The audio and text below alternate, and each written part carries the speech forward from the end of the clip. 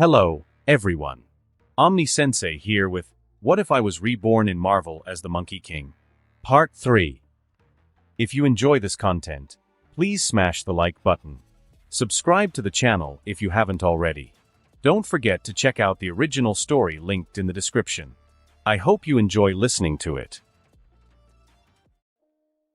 The night was dead, cold, silent, and still. The tracksuit mafia had begun to relax their patrols. Jacko had done nothing for a week. No territory claims. No public executions. No unscheduled brawls. Only silence. And silence breeds arrogance. Inside the tracksuit mafia's warehouse base, William Lopez, leader of the gang, sat with Bullseye at a long, worn-out poker table. Cards scattered. Bottles half empty. Guns were resting casually on the table. The mood was easy, casual, comfortable. William poured himself another drink, watching Bullseye struggle to grip his glass with his mutilated hands. "You good with that?" William asked, his Russian accent thick. Bullseye didn't look up. "All I can do is make do with what I have," he muttered, his voice bitter. Then, his grip on the glass tightened. "But I swear, I'll tear him apart." William huffed a laugh. "And Mary?" Bullseye froze mid-drink. For a moment, he didn't answer. Then, slowly, he put the glass down. "She's gone." William raised a brow. "Gone?" Bullseye sighed. "I haven't seen her since that day." William shifted in his chair. "You think he killed her?" Bullseye shook his head. "If he did, we'd have seen the body." William thought for a moment, then shrugged. "Maybe he kicked her into the atmosphere." Bullseye paused. Then, slowly, he turned to William. "Since when did your dumb brain know the word atmosphere?" William grinned. But then, boom. The warehouse shook violently. A massive object crashed through the ceiling like a meteor, sending shockwaves through the building. Debris scattered. Men screamed. Tables, guns, and drinks flew into the air as the ground trembled. A staff. Massive. Thick as a tree trunk. 7 meters in diameter. It crushed everything beneath it. Men, chairs, weapons. All flattened in an instant. Then, slowly, it began to shrink. Smaller. Smaller. Until it was just a normal staff, resting in the wreckage like nothing had happened. And on top of it, perfectly balanced, stood a figure in crimson. The robe swayed in the cold wind. Crimson. Regal. Golden eyes gleamed through the dust and smoke. "Hey, dumbass." The voice was light, almost playful. Bullseye and William Lopez stared, frozen. Jack grinned. "Miss me?" The tracksuit mafia's warehouse lay in ruins. Dust settled. Smoke curled through the air. Crushed bodies twitched under debris, groaning in pain. Bullseye gritted his teeth, still gripping the stump where his pinkies used to be. William Lopez, leader of the tracksuit mafia, tried to regain his composure. "You have a death wish, ho," William growled, stepping forward. Jack tilted his head. "Death wish?" He chuckled. "Oh no, my sweet bear wrestling, vodka-chugging comrades. I'm not here to die." He hopped off his staff and landed lightly on the broken floor. Then, he twirled the staff between his fingers, sending sharp whistling sounds through the air. "I'm here to clean house." The room exploded into action. Guns clicked. Mutants roared. Boots pounded the ground. The tracksuit mafia and their enhanced enforcers rushed Jack all at once. Jack grinned wider. Then, he moved. A towering mutant named Boris, nearly 8 feet tall with dense, rock-like skin, charged first. He roared, swinging a fist the size of a bowling ball. Jack sidestepped effortlessly, watching the fist smash through a metal beam. "Damn, dude," Jack whistled. "You be great at demolitions." Boris snarled and lunged again. Jack spun his staff midair. It shrank to the size of a baton, then suddenly shot out, expanding mid-swing. Crack. The staff struck Boris's jaw, shattering it instantly. Blood splattered as the massive mutant staggered, clutching his ruined face. Jack tilted his head. "Oh no," he mocked, eyes wide with false sympathy. "Did I just turn you into a smoothie?" Boris grunted something unintelligible. Jack smirked. "Let's finish the blend, shall we?" With one final swing, the staff extended and speared straight through Boris's skull. Before Boris's body hit the ground, 2 mutants attacked from Jack's left. Twin brothers, Pyotr and Vadim, both wielding flames in their hands. They moved fast, their bodies surrounded by swirling fire. "Burn, you bastard!" Piotr roared. They unleashed twin infernos, twin spirals of roaring flame surging towards Jack. Jack sighed. Then he raised a single hand. Body freezing spell. An invisible pulse rippled outward. In an instant, the flames died, and the twins froze mid-attack, their bodies locked in place. Their eyes widened in panic as they realized they couldn't move. Jack walked up to them, casual, spinning his staff. He knelt slightly, peering into Piotr's frozen face. "You ever wonder why fire goes out when there's no air?" He tapped the side of Piotr's head with his staff. "Because I think you're about to find out." Then he reached forward and covered Piotr's mouth and nose. Piotr's lungs spasmed, trying to suck in air. Nothing. Vadim watched, terror in his frozen eyes. Piotr's body convulsed violently, suffocating in absolute stillness. Then his eyes rolled back. Dead. Jack snapped his fingers, breaking the spell, and Vadim collapsed to his knees, gasping in horror. Jack shrugged. "See? Science lesson complete." Then he twirled his staff and caved Vadim's skull in. A blur of motion. A mutant with super speed, barely visible, dashed towards Jack. Jack barely had time to register him before, BM. A blow to his ribs sent him sliding back. The speedster, Alexei, smirked. "Fast enough for you?" Jack exhaled, rubbing his side. "Damn, that actually tickled." Alexei grinned. Then, another blur. Jack didn't even turn. His hand snapped out at just the right moment and caught Alexei by the throat mid-dash. Alexei's eyes widened. "Huh," Jack grinned. "Fast." Then he squeezed. But not fast enough. With one hand, Jack crushed Alexei's windpipe. The speedster twitched. Then he went limp. Jack dropped the corpse. Should have seen that coming, he mused. The battle raged on. More gangsters. More bodies are piling up. Jack didn't just fight. He painted the walls with their blood. His staff became an extension of his body, smashing, stabbing, extending, shrinking, every motion a dance of death. The warehouse floor was slick with red. Bullseye was breathing heavily, one hand pressed against his bleeding cheek. Jack grinned, stepping closer. "Relax, Benny boy. I'm not going to kill you." Bullseye tensed. Jack tilted his head. "But I'm going to take something." Before Bullseye could react, Jack's fingers shot forward and wrapped around his ring fingers. "Rip!" Bullseye screamed. Blood poured from his hands. Bullseye was on the ground, trembling.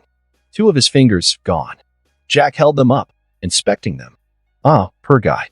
No pinkies. No ring fingers. No marriage in your future." "Oh, wait. You were never getting married anyway." Bullseye gritted his teeth. "You, psycho." Jack grinned. "Keek. I'll take that as a compliment." He tossed the fingers aside. Bullseye took his chance and ran. Jack let him go. For now, his attention turned to William Lopez. The tracksuit mafia leader was crawling backward, trying to get away. "Wait, we can talk." "We can." Jack cocked his head.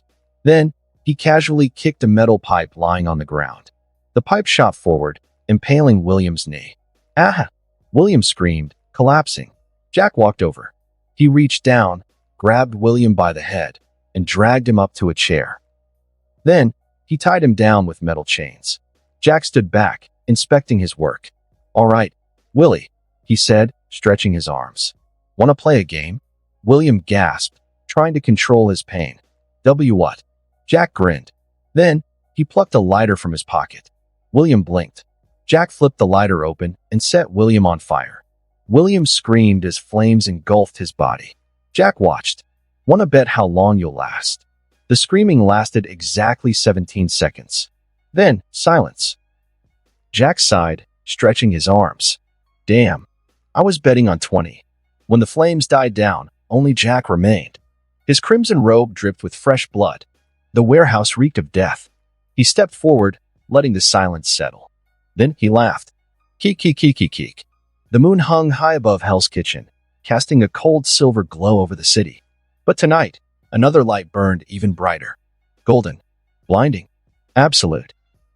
From above, Jack's staff carved through the air, leaving a luminous arc of golden energy that stretched over the entire territory of the tracksuit mafia. The golden barrier hummed with power, its radiance reflecting in the stunned, terrified eyes of every thug, criminal, and lowlife who remained.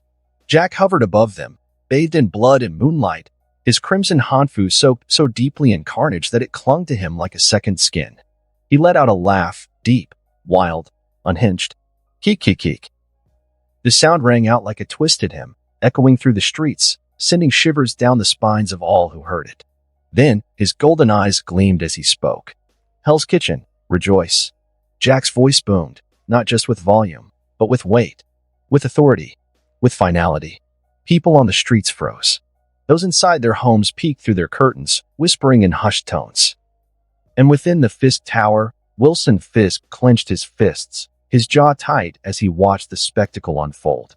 Jack spread his arms wide, as if embracing the very city itself. The time of fear is ending. The chains that bind the weak shall be broken.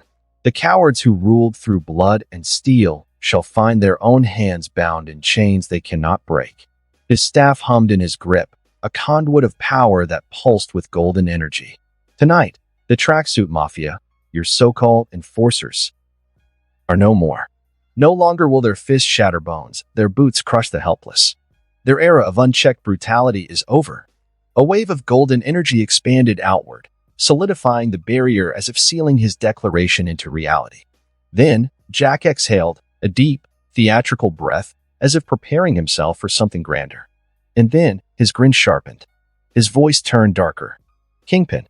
The name carried through the air, slicing through the night like a dagger.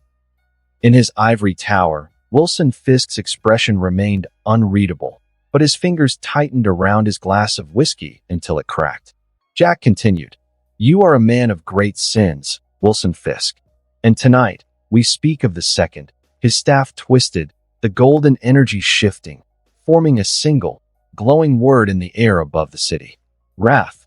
The letters burned, seared into the very night sky itself. Jack pointed his staff downward, as if driving it through the heart of the earth. Your rage, your unyielding hunger for control, your insatiable thirst for power, you have built your empire on the backs of those too weak to resist your fury. And so, as it is written, the wrath you have sown shall now be reaped upon you tenfold. The golden energy crackled like divine judgment, sending a pulse through the streets. Your enforcers are gone. Your human traffickers are gone. And soon, your kingdom will follow them into the abyss. Jack paused, letting the silence stretch, letting the weight of his words settle. Then, with one last smirk, he raised his staff high above his head. This is your second sin, Wilson Fisk. His voice, dripping with amusement, with certainty, with terrifying joy, rang out one last time. See you again in several minutes. Bullseye ran through the empty streets, his breath ragged, his heart pounding against his ribs. His hands, his mutilated, broken, desecrated hands, throbbed with agony. Again, the pain was unbearable, but his pride? That was worse. He needed a doctor. He needed reinforcements. He needed out. And the only place he could think of? Damage control. And Marie Hogue's base. The queen of land grabbing, extortion, and the laundering of property stolen right out of the hands of New York civilians. It was close. It was safe. It had a helicopter to take him to the hospital. Halfway there, he heard it. Jack's voice, ringing out across the city once more. Declaring the second sin. Declaring war. Declaring that Kingpin's enforcers were gone. Bullseye gritted his teeth. Damn lunatic. The pain in his hands sharpened. No, this wasn't over. Not yet. By the time Bullseye reached the towering damage control building, he felt like he was going to pass out. The entire building was eerily quiet. No guards. No receptionists. No voices. Just a hollow silence that sent a deep unease crawling under his skin. But he had no time for paranoia. He stumbled into the elevator, jabbing the button for the top floor and Marie's office. As the elevator doors slid shut, he steadied his breath, rolling his shoulders. Stay sharp. The elevator dinged. The doors slid open. Bullseye stepped forward, already speaking, "Get me a helicopter," and then he froze. Because inside, scattered across the office floor, were dozens of identical figures. Jack Ho. Some were sitting on desks. Some were playing cards. Some were digging through filing cabinets. A few had Marie's staff tied up, gagged, and stacked like a pile of dirty laundry. And all of them stopped what they were doing to look at him. For a moment, There was complete silence. Then, one of the clones grinned and said, "Busted." Bullseye's entire body went cold. His eyes darted across the room, calculating, measuring, searching for an escape. No. No way. This wasn't happening. Well, one of the jacks said, lazily stretching his arms. If it isn't Pinky Promise McGee. Bullseye stabbed the elevator button repeatedly, his heart hammering against his ribs. Come on. Close. The doors began to close. Almost there. Almost safe. Then, a staff shot between the doors, stopping them dead in their tracks. Bullseye's breath caught in his throat. The staff, long, polished, and eerily alive, pushed the doors back open. And standing right there, grinning like a fox cornering its prey, was one of the many Jack-Ho clones. Going somewhere, champ? Bullseye scrambled back against the elevator wall. Get off of me, you psycho, he snarled. The clone tilted his head. Can you even fly a helicopter with just 3 fingers? Bullseye's breath stilled. His stomach twisted into knots. Jack walked into view, moving with a lazy, predatory ease. He reached into the elevator and picked Bullseye up. Like a goddamn kitten, Bullseye felt a fresh wave of humiliation wash over him. Jack tilted his head, inspecting him like a child would a broken toy. I'll give you the heli. Bullseye tried to steady his breathing. Yeah, he forced out, voice shaking. Then put me down, and Jack cut him off with a smirk. But there's a fare, you know. Bullseye's gut clenched. Fine, he snapped. I'll give you all my wealth. Jack grinned wider. I don't need your money. And then he grabbed Bullseye's hands. Bullseye's eyes widened in horror.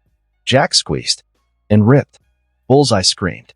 A guttural, animalistic wail of agony. Blood spurted from where his middle fingers used to be, dripping onto the pristine elevator floor. Jack held up the severed fingers, admiring them like they were rare gemstones. Man, you're just losing fingers left and right, huh? Bullseye collapsed onto his knees, clutching his ruined hands. His breath came in short, panicked gasps. Jack sighed dramatically, patting Bullseye on the head like a scolded puppy. Come on, big guy. Let's go get you that helicopter. The helipad atop the damaged control building was empty, the cold wind howling through the night air. Jack dragged Bullseye forward, practically carrying him by the scruff of his neck. A sleek black helicopter waited on the pad, its blades idle, its doors open. Bullseye stumbled forward, barely keeping himself upright. His vision blurred with pain. His breath was ragged. Jack leaned in, whispering in his ear. Now, if you crash, that's not my problem. But it becomes mine if you crash on my territory, so I suggest you don't. Bullseye staggered inside the cockpit, teeth clenched so hard he thought they might shatter. He forced himself into the pilot's seat, hands shaking violently. He reached for the controls. And then he froze. His hands. No middle fingers. The muscle memory of flying was there, but the missing digits made everything feel foreign. Unstable. Bullseye realized, for the first time in his life, he was not in control. Jack waved from the outside, grinning. Happy travels. Bullseye glared at him, pure hatred burning behind his eyes. Jack waved his fingers, all 10 of them. The blades spun. The engine roared to life. With no other choice, Bullseye gritted his teeth, gripped the controls as best as he could, and took off into the night. As the helicopter disappeared into the skyline, one of the Jack clones snorted. Poor guy can't count to 5 now. Another Jack cackled, barely passing grade for kindergarten.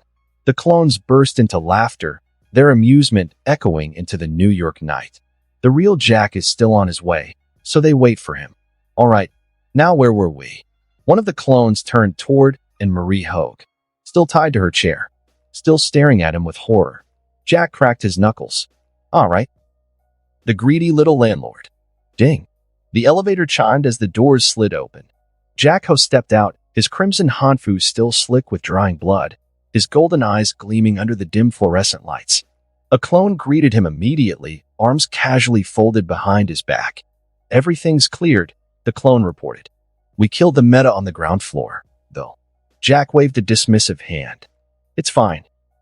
His gaze swept across the room, landing on the woman bound near the floor-to-ceiling windows. And Marie Hogue.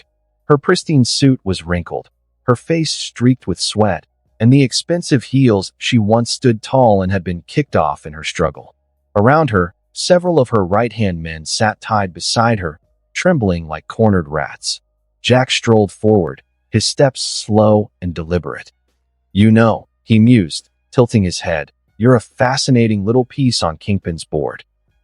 Anne-Marie flinched. Jack sighed dramatically. "He's pride, right? Pure, unshaken arrogance. The way he stands above everyone, convinced he's untouchable, his inflated self-importance, as if the city itself bends to his will. It's actually impressive. And you?" He leaned down, resting his weight lazily on his staff. "You're the fingers that pluck the gold from the hands of the desperate, the leech that sucks dry the land of those who bled to build it. You are greed, and Marie Hoke, the embodiment of it. You don't just take, you hoard." And Marie's breath hitched. Please," she whispered, voice trembling. I can make a deal. I can give you everything. Money, property, influence. I can give you myself." Jack's brow arched. "Huh?" And Marie licked her lips, desperation twisting her face. "My body." Jack blinked. "Excuse me." And Marie nodded furiously, her voice growing more frantic. "You can have me. You can have my subordinates, too. Just spare me." Silence. Jack sighed, then kicked her through the window. Glass shattered as Anne-Marie's scream pierced the night. Her body plummeted, disappearing into the abyss below. For a brief second, there was only silence. Then, splat. Jack winced, shaking his head. "Damn, lady. At least try to die with some dignity." The remaining subordinates froze in horror. Then, please. Jack turned his attention to the trembling woman beside them. A young secretary, blonde, probably in her early 20s, tears streaking her mascara. "Spare me," she pleaded. "I can be of use. You just got a new big territory, right? Let me help you handle it. I'll be your personal secretary." Jack's brow lifted, intrigued. "Then what?" The man beside her, a middle-aged, balding executive in a tailored suit, gaped at her in betrayal. "You're just a goddamn intern. I'm a director. I know how to run things." "Then me too. Please, I'm valuable. I can handle logistics. I was just following orders." Jack sighed as the room descended into a pathetic chorus of pleas. He rolled his shoulders, stretching his neck. Then his golden eyes gleamed. And he saw the sins. And Marie's men weren't just real estate sharks. They squeeze struggling families dry, forcing them into foreclosure. They make the tracksuit mafia to convince the stubborn ones. They laughed while mothers cried, while fathers begged, while children were thrown onto the street. Jack's jaw ticked. Then he turned to his clones. Fling him. One by one, screams filled the night as they were launched out the shattered window, until only one remained. The same blonde secretary. Jack crouched, leveling his gaze with hers. Tears streaked her cheeks. But she didn't beg. Jack studied her for a moment. Not completely clean, but salvageable. Finally, he smirked. "Well, miss, you're going to be real busy from now on." The secretary choked back a sob, nodding furiously. I understand. Thank you. Jack's grin widened. "Oh, and don't think I trust you." Her breath stilled. Jack tilted his head. "One of my clones will follow you. Everywhere. And I mean everywhere." The secretary shivered but nodded. Jack sighed, standing up. He stretched his arms over his head, exhaling deeply. "Well, that takes care of greed." Jack stepped onto the shattered window's ledge, the cold wind whipping through his crimson hanfu, making the blood-soaked fabric flutter like a banner of war. The city stretched before him, endless and glistening, a tapestry of filth and greed woven into its very streets. He breathed in deeply. Then he flung himself forward. His staff extended in an instant, the golden metal spiraling through the air as he soared downward, twisting and flipping before landing gracefully atop the hovering pole. From this height, he could see the entire damage control sector, the core of Kingpin's greedy empire. The piles of stolen land. The countless buildings taken from desperate families. The legacy of a tyrant who hoarded everything, leaving nothing but scraps for those beneath him. Jack balanced effortlessly on the tip of his staff, then let his golden eyes blaze like twin stars. Slowly, deliberately, he raised the staff. Then he struck the air. The impact sent a visible ripple through the night, a shockwave of golden energy cascading outward like a tidal wave, crashing into the city below. Wherever his energy touched, a golden barrier began to spread, glowing veins of power carving through the streets, encasing the entire damage control sector in an ethereal light. The people on the ground gasped. Some ran in terror. Others dropped to their knees, watching in awe as the barrier rose, stretching into the sky like a divine decree. Then his voice boomed. Keek, keek, keek. His laughter echoed across Hell's Kitchen, crawling into every alleyway, shaking the very foundations of Kingpin's empire. And then, well, looks like I held my word, Kingpin. We meet again. The knight trembled with his declaration. Jack tilted his head, his grin widening as if he could feel Wilson Fisk's rage from miles away. You think you could swallow this city with your filthy greed? Steal from the desperate? Gorge yourself on the bones of the weak? His staff pulsed, sending another wave of golden energy rippling outward, reinforcing the barrier. But like all hoarders, you didn't realize something important. The city seemed to hold its breath. Jack's smile widened, his golden eyes gleaming. The more you take, the more you leave behind. The barrier solidified, the golden glow seeping into the very foundations of the buildings, as if cleansing them of their corrupt past. Jack stood tall, balancing on his hovering staff as he spread his arms wide. And now, his voice carried through every street, every alley, every shadowed corner of Hell's Kitchen. Greed has been vanquished. With that, the third sin of Kingpin fell. The city buzzed with whispers, with fear, with something dangerously close to hope. For the fourth time, Jacko had taken a piece of Kingpin's empire. And for the fourth time, Wilson Fisk had lost a part of himself. The golden peach continued to spread, and the tyrant who once ruled Hell's Kitchen found himself bleeding power, little by little, with no way to stop it. Jack stood on his staff, basking in the weight of his own declaration, before casually scratching his head. All right, that's enough drama for tonight.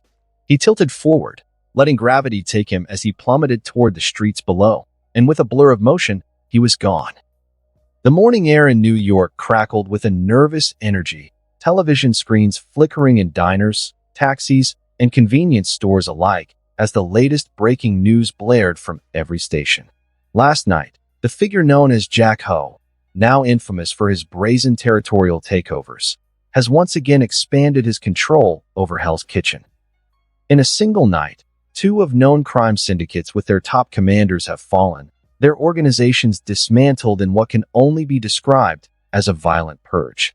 Once more, the mysterious golden barrier has emerged, marking what many now call the Golden Peach, a territory that, despite its bloody origins, has become the safest haven in the city. The anchor, a well-dressed man with neatly combed hair, shifted slightly in his chair, his expression torn between professional neutrality and personal intrigue. Public opinion on Jack Ho remains divided. While many hail him as a necessary force against crime, others question the long-term consequences of his unchecked actions. Some experts worry this might inspire more rogue metahumans, leading to an increase in unregulated vigilante activity. Others, however, point to the undeniable improvements in the territories he claims. Crime rates have plummeted, businesses thrive, and tourism has spiked in Hell's Kitchen, with many flocking to see the so-called Golden Peach firsthand. But should we be comfortable with a self-proclaimed ruler setting his own laws? The scene cuts to a political analyst, a middle-aged woman with glasses adjusting her papers before speaking. The issue is accountability. He's no different from the police in terms of enforcing order, but unlike law enforcement, there's no oversight, no rules he follows beyond his own moral compass. If tomorrow he decides he doesn't like a shop owner or a journalist, what stops him from erasing them? Nothing. That's the danger. A different segment shows a protest outside City Hall. Filthy mutant criminality is on the rise. Jack Ho is just the beginning. We need regulation now? A man in a suit shouts, holding a sign reading mutants equals threats. A counter-protester, a young woman, shouts back, you're ignoring the real criminals. What about the fact that a human trafficking ring was exposed under our city, and all you people care about is Jack Ho's powers? Why aren't you angry that this was happening under your noses for years? The news cuts away, leaving the debate unresolved. Inside the small but rapidly growing office of the Daily Bugle Online, The camera feed flickered to life. The bold red live sign flashed at the corner of the screen as the one and only Jonah Jameson leaned forward onto his desk, hands clasped together, brows furrowed in barely restrained frustration. All right, folks, let's get one thing straight. This city's gone insane. Absolutely, certifiably insane. He slams his fist against the desk, rattling the coffee cup next to his microphone. A week ago, we had crime bosses running the streets like they own them. Now, we've got some golden-eyed lunatic declaring himself king of Hell's Kitchen like it's his birthright. And people are just letting it happen. He throws his hands up in exasperation. I mean, don't get me wrong. I hate Wilson Fisk as much as the next guy. The man's as crooked as a politician at a casino, with a casing of an angel to the public, and I'm not scared saying that. But at least we knew what kind of criminal he was. Now, we've got some mystical kung fu monk waltzing in, making entire crime syndicates disappear overnight, and we're just supposed to trust that this is fine. He points directly at the camera. Let me remind you people, this Jack Ho, this so-called Golden Peach Guardian, he doesn't have a badge. He doesn't have a department holding him accountable. He doesn't have a city council, a superior officer, nothing. He answers to no one but himself. And that, ladies and gentlemen, is the biggest problem of all. Jameson leans back slightly, rubbing his temples before continuing, voice calmer but no less intense. Now, I know what some of you are going to say. Oh, but Jameson, crime rates have dropped. The streets are safer. Hell's Kitchen hasn't been this peaceful in years. Yeah? Well, you know what else was peaceful? Soviet Russia, North Korea, dictatorships all over the world. You give one man too much power, and you tell me where it ends. You tell me what happens when Jack Ho decides that someone innocent doesn't belong in his little empire. Who stops him? Who calls him out? Nobody. That's the problem, folks. Jameson slaps the desk again for emphasis. You want me to support him? You want me to say he's a hero? Fine. He can prove it. Let's see him step out of the shadows. Let's see him show his face, tell us his background. Let us hold him to the same standards as everyone else. You know who did that? Iron Man. Tony Stark walked up to a podium and said, I am Iron Man. You know what that means? That means if Iron Man screws up, we know who to blame. But Jack Ho, he's a ghost, a mystery, and I don't trust ghosts running around my city. Until the day he steps forward, tells us who he is, where he came from, and why he should have this much power. He's a meta menace. The Bugle's signature logo flashed across the screen as Jameson pointed one final time. Mark my words, folks, unchecked power never ends well. You might be clapping for him now, but one day, you're gonna wish we asked these questions sooner. And with that, the broadcast ended. The chaos Jack Ho unleashed onto New York wasn't just on the streets, it had now fully infected the internet. It didn't matter which platform people used. The digital world was ablaze with opinions, arguments, conspiracy theories, and the inevitable wave of memes. A Facebook user posted a series of photos on with the caption, Kevin Martinez. Okay, I know we're all supposed to be scared of this Jack Ho guy, but hear me out. His territory is the cleanest and safest place I've been in New York. I took my little sister to a restaurant there last night. And tell me why the owner just straight up left the register open while serving us? 100K likes, 350 comments. Samantha L. Wait, is this real? People leaving their cash unattended in Hell's Kitchen? John R. I was there last weekend and saw a dude drop his wallet. Before he could even bend down, one of those creepy clones picked it up, dusted it off, and handed it back. I don't know if I should be impressed or scared. Mike T.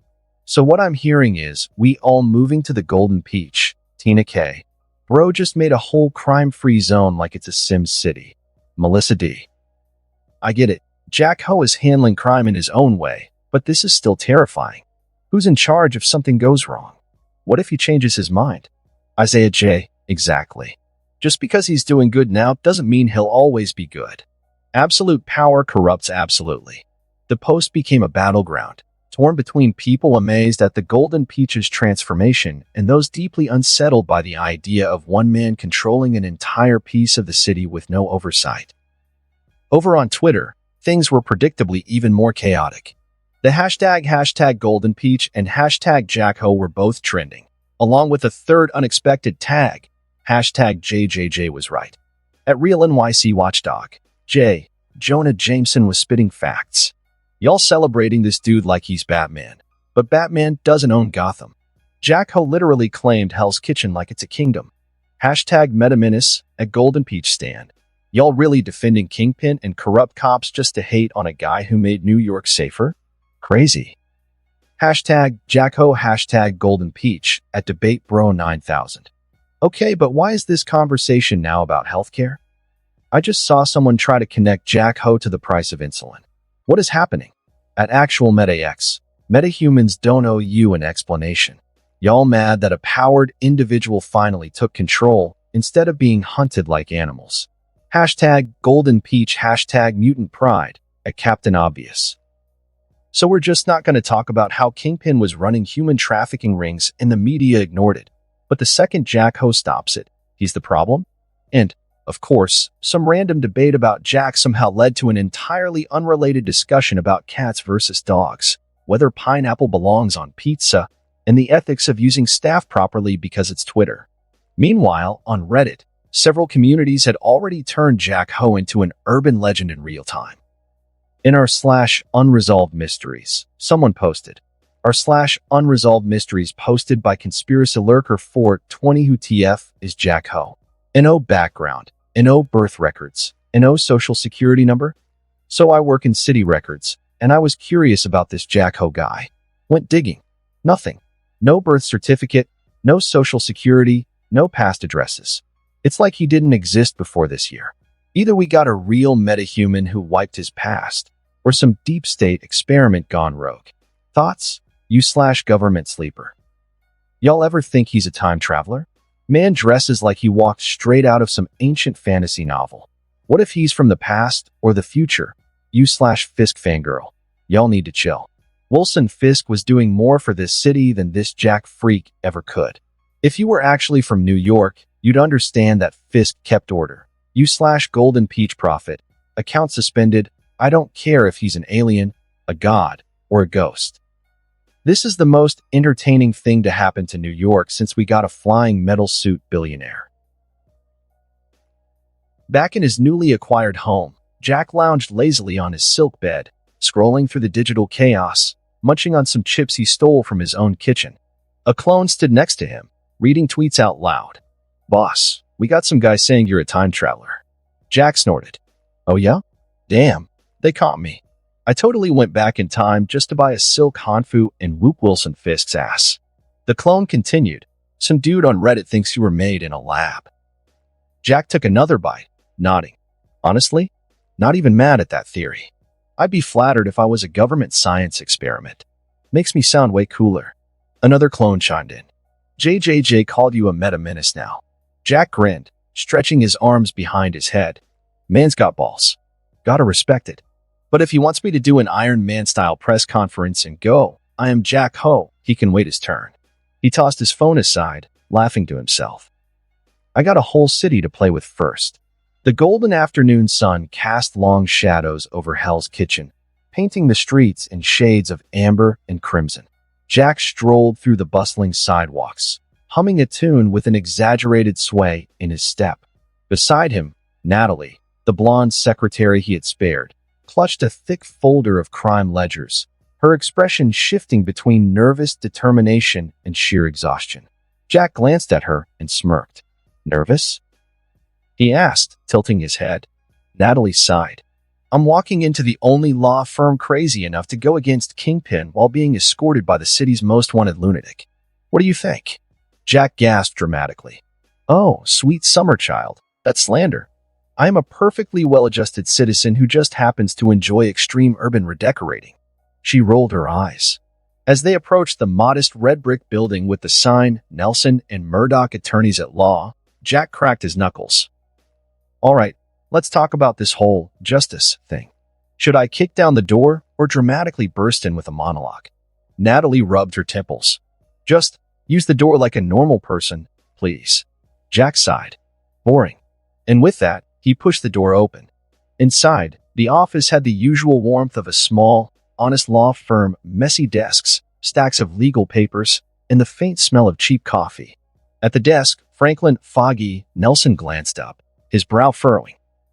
Matt Murdock sat behind his desk, his hands resting on the table as if already aware of who had just entered. Jack grinned. Ah, the devil of Hell's Kitchen. And his sidekick, the misty paralegal. Foggy frowned. It's Nelson. Franklin Nelson. And we're not taking any supervillains as clients. Jack laughed, plopping down into a chair with the grace of a man who had never followed rules a day in his life.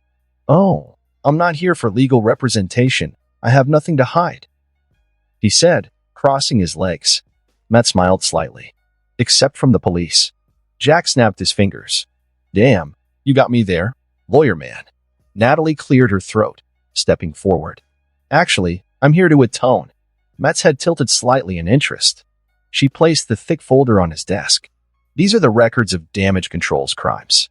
The extortions, the land grabs, the intimidation tactics. It's all here.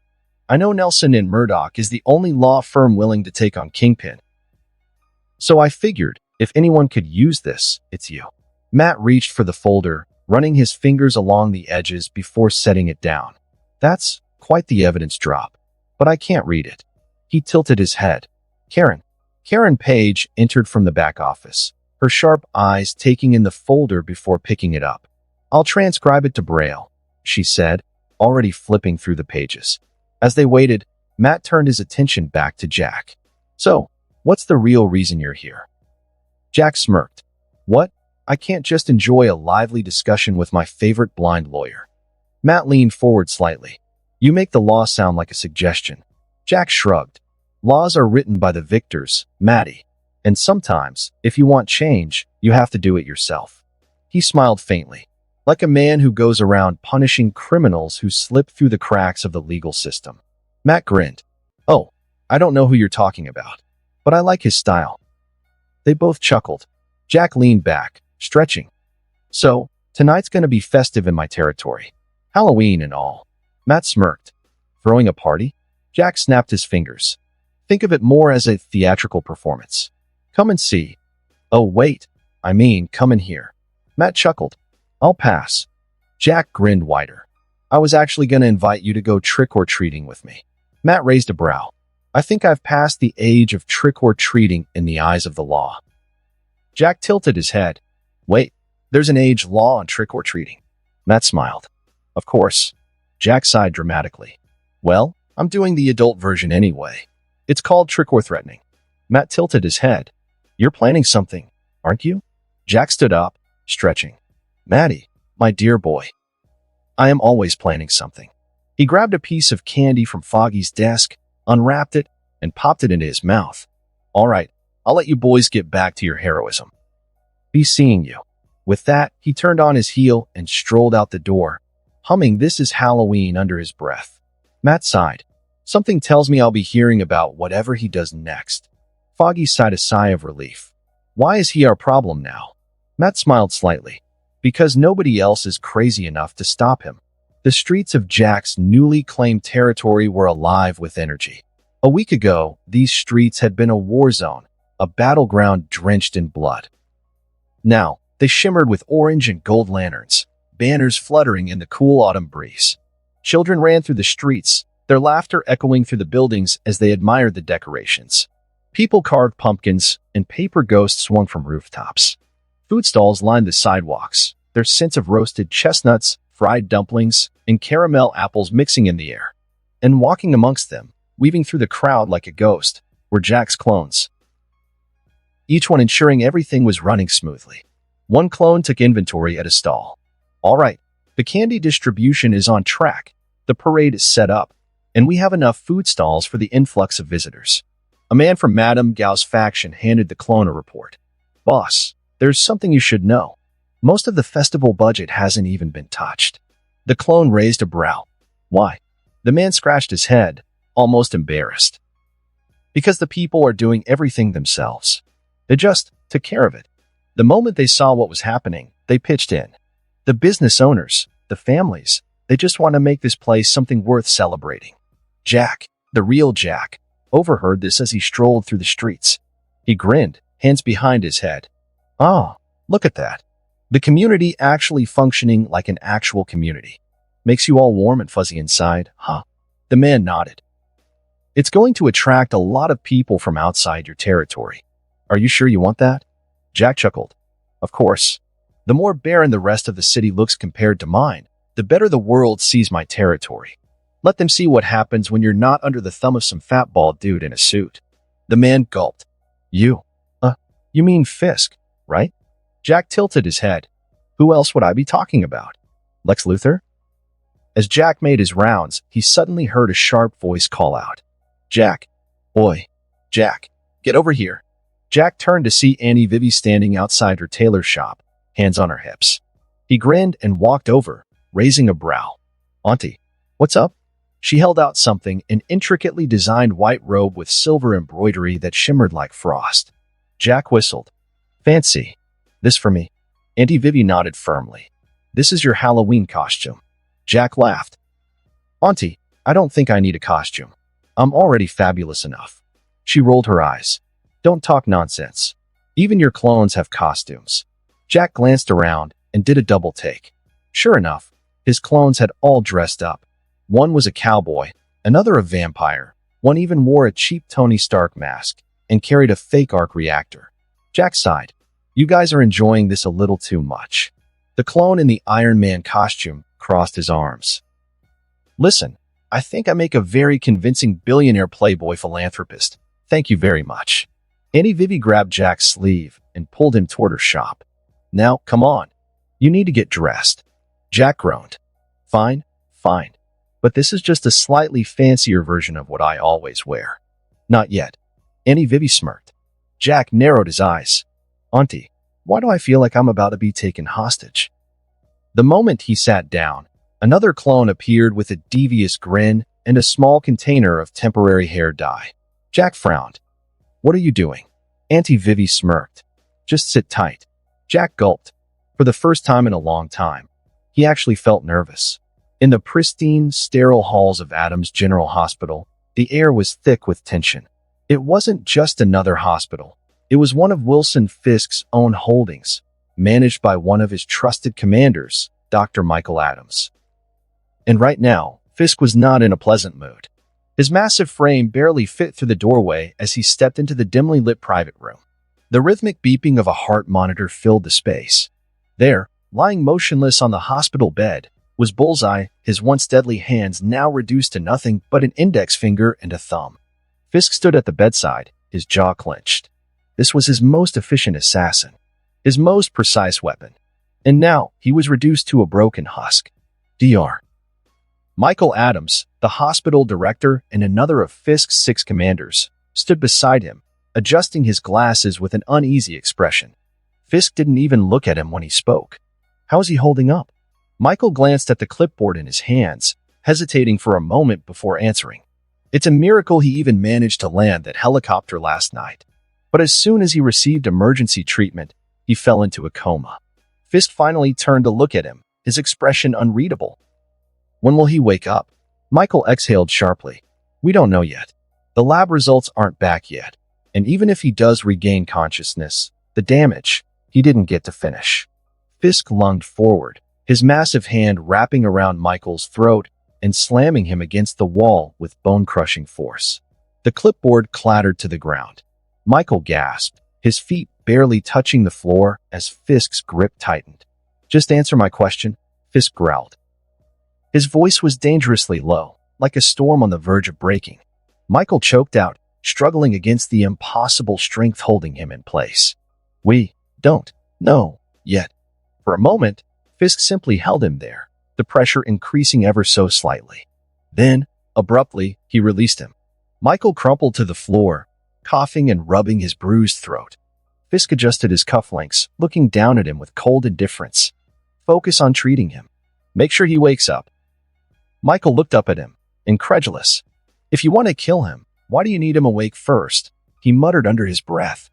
Fisk paused at the doorway, glancing back at him with a smirk that didn't quite reach his eyes.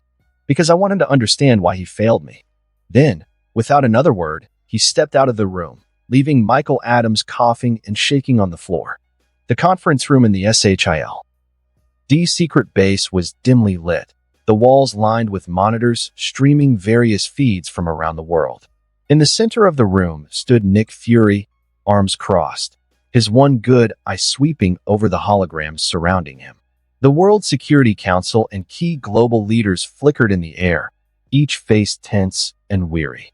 The atmosphere was thick with frustration, and at the center of it all was one name: Jack Ho. President Barack Obama was the first to speak. His voice was measured, controlled, but the underlying tension was unmistakable. Director Fury, this situation is spiraling. The media is in chaos, social unrest is growing, and we're losing control of the narrative. We need to quell public panic. We need to arrest Jack Ho. Fury let out a slow exhale, already anticipating this conversation. He spoke evenly. And how, exactly, are we supposed to do that? The analyst reports paint a clear picture. This guy isn't just some thug playing king of the hill in Hell's Kitchen. He's got real power. I've been pushing the Avenger initiative for situations like this. But as you all know, we already discussed this. Alexander Pierce interjected sharply, his holographic form flickering. The senior S.H.I.E.L.D. official and secret head of Hydra adjusted his tie, his gaze cold and calculating. And we already agreed not to move forward with that initiative. Fury's eyebrow twitched. Right. So tell me, Pierce, how do you propose we deal with him? I assume you didn't call this meeting just to complain about my lack of results. Pierce leaned forward, his expression unreadable. We send our full manpower. Jack Ho is one man. We are an army. Overwhelm him. Crush him under sheer force. There was a pause. Then, President Obama frowned. And how many casualties are you willing to accept for that plan? Pierce didn't even hesitate. As many as it takes. The room fell into an uneasy silence. Obama rubbed his temples, sighing deeply. No one is nuking New York City, even if it's just Hell's Kitchen. Fury nodded approvingly. Glad we're not going full Dr. Strangelove here. Obama glanced toward Fury. Then tell me, Fury, what's your plan? We can't ignore this. Fury paused, then leaned forward, resting his hands on the table. Look, we all know Jack isn't your standard criminal. The guy clearly operates under his own moral code. He isn't targeting civilians, he's not looking to overthrow governments, and he sure as hell isn't trying to burn the world down. He's going after organized crime. We need to ask ourselves, is he really our enemy, or is he just an inconvenience? The British Prime Minister snorted. That's rich coming from the director of S.H.I.E.L.D., aren't you supposed to be? Oh, I don't know, shielding the world from threats like him? Fury glared at the Prime Minister. With all due respect, Prime Minister, my organization isn't your personal sword to swing around whenever the world gets uncomfortable. We don't just remove people because they challenge the status quo. Status quo, Pierce said, eyes narrowing. You call mass executions of criminals challenging the status quo? Fury shrugged. I call it Hell's Kitchen being a little quieter at night. Look, I won't pretend I'm happy about Jack running around like a goddamn warlord. But the truth is, sending a full military response is suicide. We don't even know the full extent of his abilities yet. You want me to send my agents in blind? William Stryker, one of the U.S. military's top anti-mutant strategists, leaned forward with a knowing smirk. Then why not send the X-Men? The room fell silent. Fury's eyebrow twitched again, but this time with barely restrained anger. Stryker continued, feigning innocence. You have connections with Charles Xavier, do you not? They specialize in dealing with powerful individuals. Let their people handle it. Fury scoffed. Oh, I see what you're trying to do. You want to shift the blame onto the mutants. If they fail, it becomes their problem. If they succeed, you get to say it was a mutant issue all along. Smart. Underhanded, but smart. Stryker leaned back, smirking. I'm just suggesting a practical solution. Obama pinched the bridge of his nose. God damn it, Fury. Your entire organization exists to handle these kinds of threats, and all you're giving me is, we don't know enough? Figure it out. Because if you don't, I will. Fury leaned back in his chair, silent for a moment. Then, he exhaled sharply and stood up. Fine. I'll go down to Hell's Kitchen myself and meet this guy in person. There was a beat of silence before the British Prime Minister let out a sharp laugh. You? Going personally? Are you mad? Fury smirked. Clearly. But analyzing him from a distance isn't getting us anywhere. It's time for some good old-fashioned field work. Obama sighed, rubbing his temples again. All right, fine. But let me be clear, if he refuses to cooperate, you will bring him in. I'll have General Ross secure the perimeter around Hell's Kitchen to ensure containment. Fury paused, then nodded. Understood.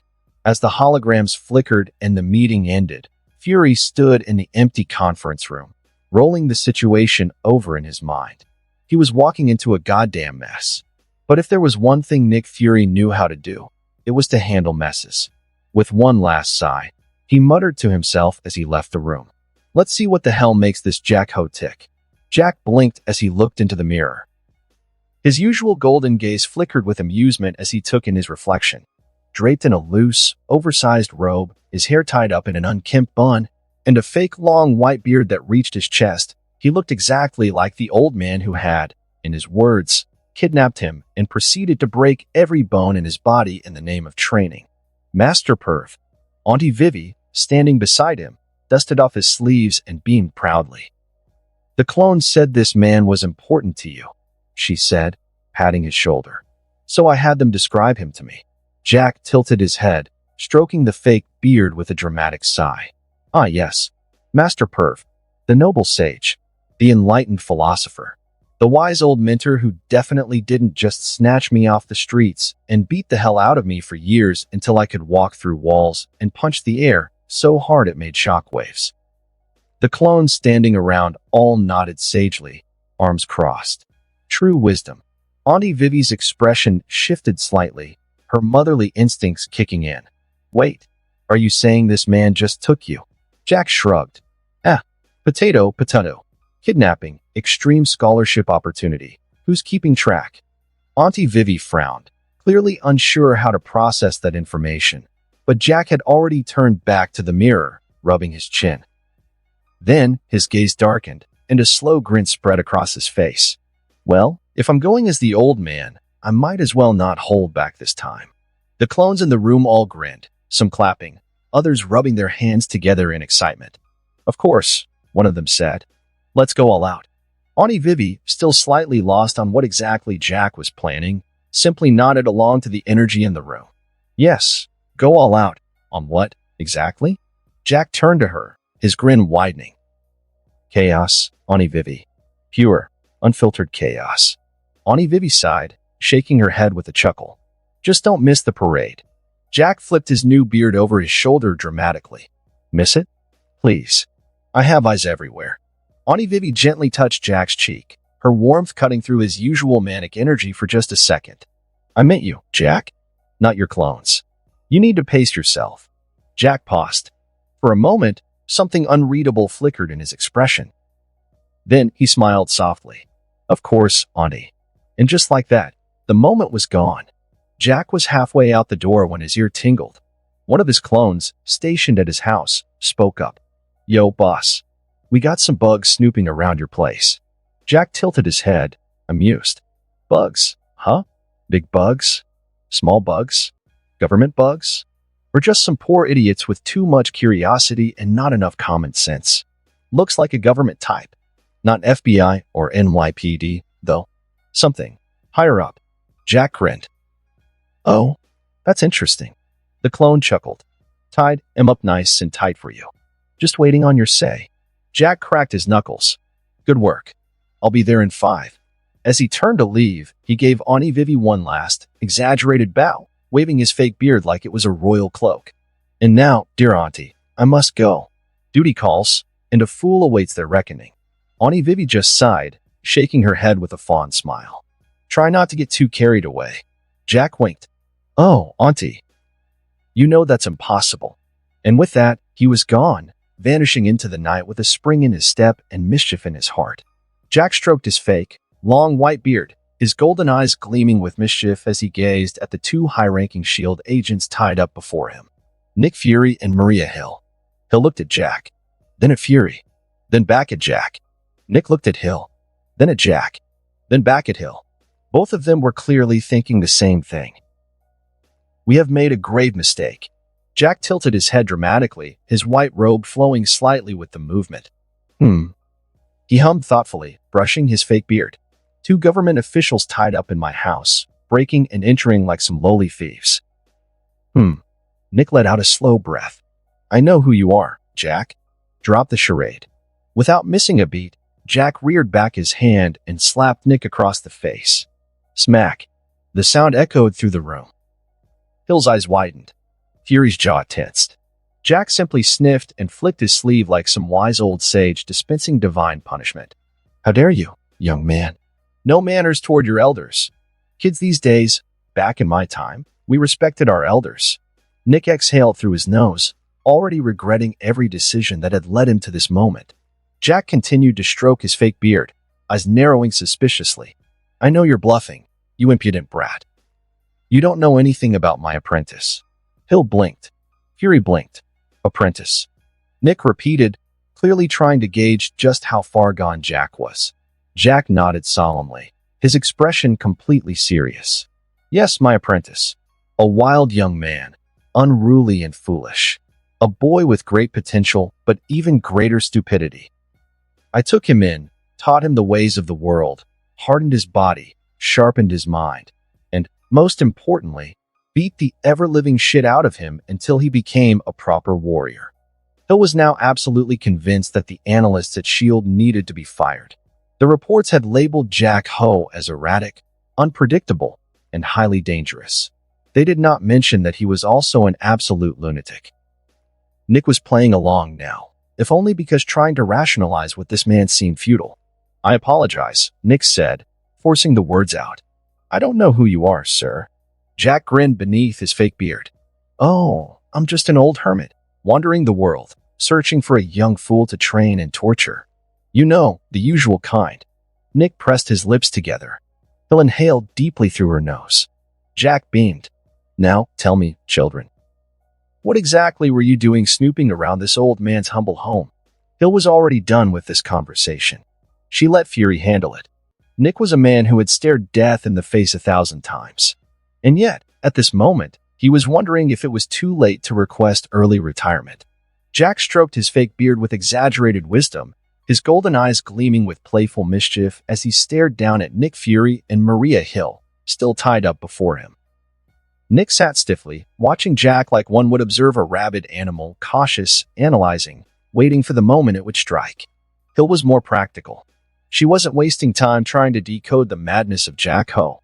Instead, her fingers subtly worked at the rope binding her wrists, slowly, carefully loosening the knot. He sighed dramatically and turned away, looking wistfully at the ceiling, as if recalling some distant memory. Ah, my foolish apprentice. Jack lamented in an over-the-top manner. I remember the first time I met him. He was a scrawny little bastard with no talent for martial arts, no patience, no discipline, just a mouth too big for his own good and a body too weak to back it up. A truly pathetic creature. Nick arched a brow. Hill kept working at the ropes, barely sparing Jack a glance. And yet, Jack suddenly turned on his heel, raising a finger to the sky as if delivering a divine revelation. Through years of relentless beatings, starvation, and psychological torment, I molded him into something formidable. I made him great. Hill's hand stilled for just a second. Nick leaned back slightly, his one eye narrowing. Starvation and psychological torment? Fury repeated slowly. Jack nodded sagely. Oh yes, the finest teaching methods.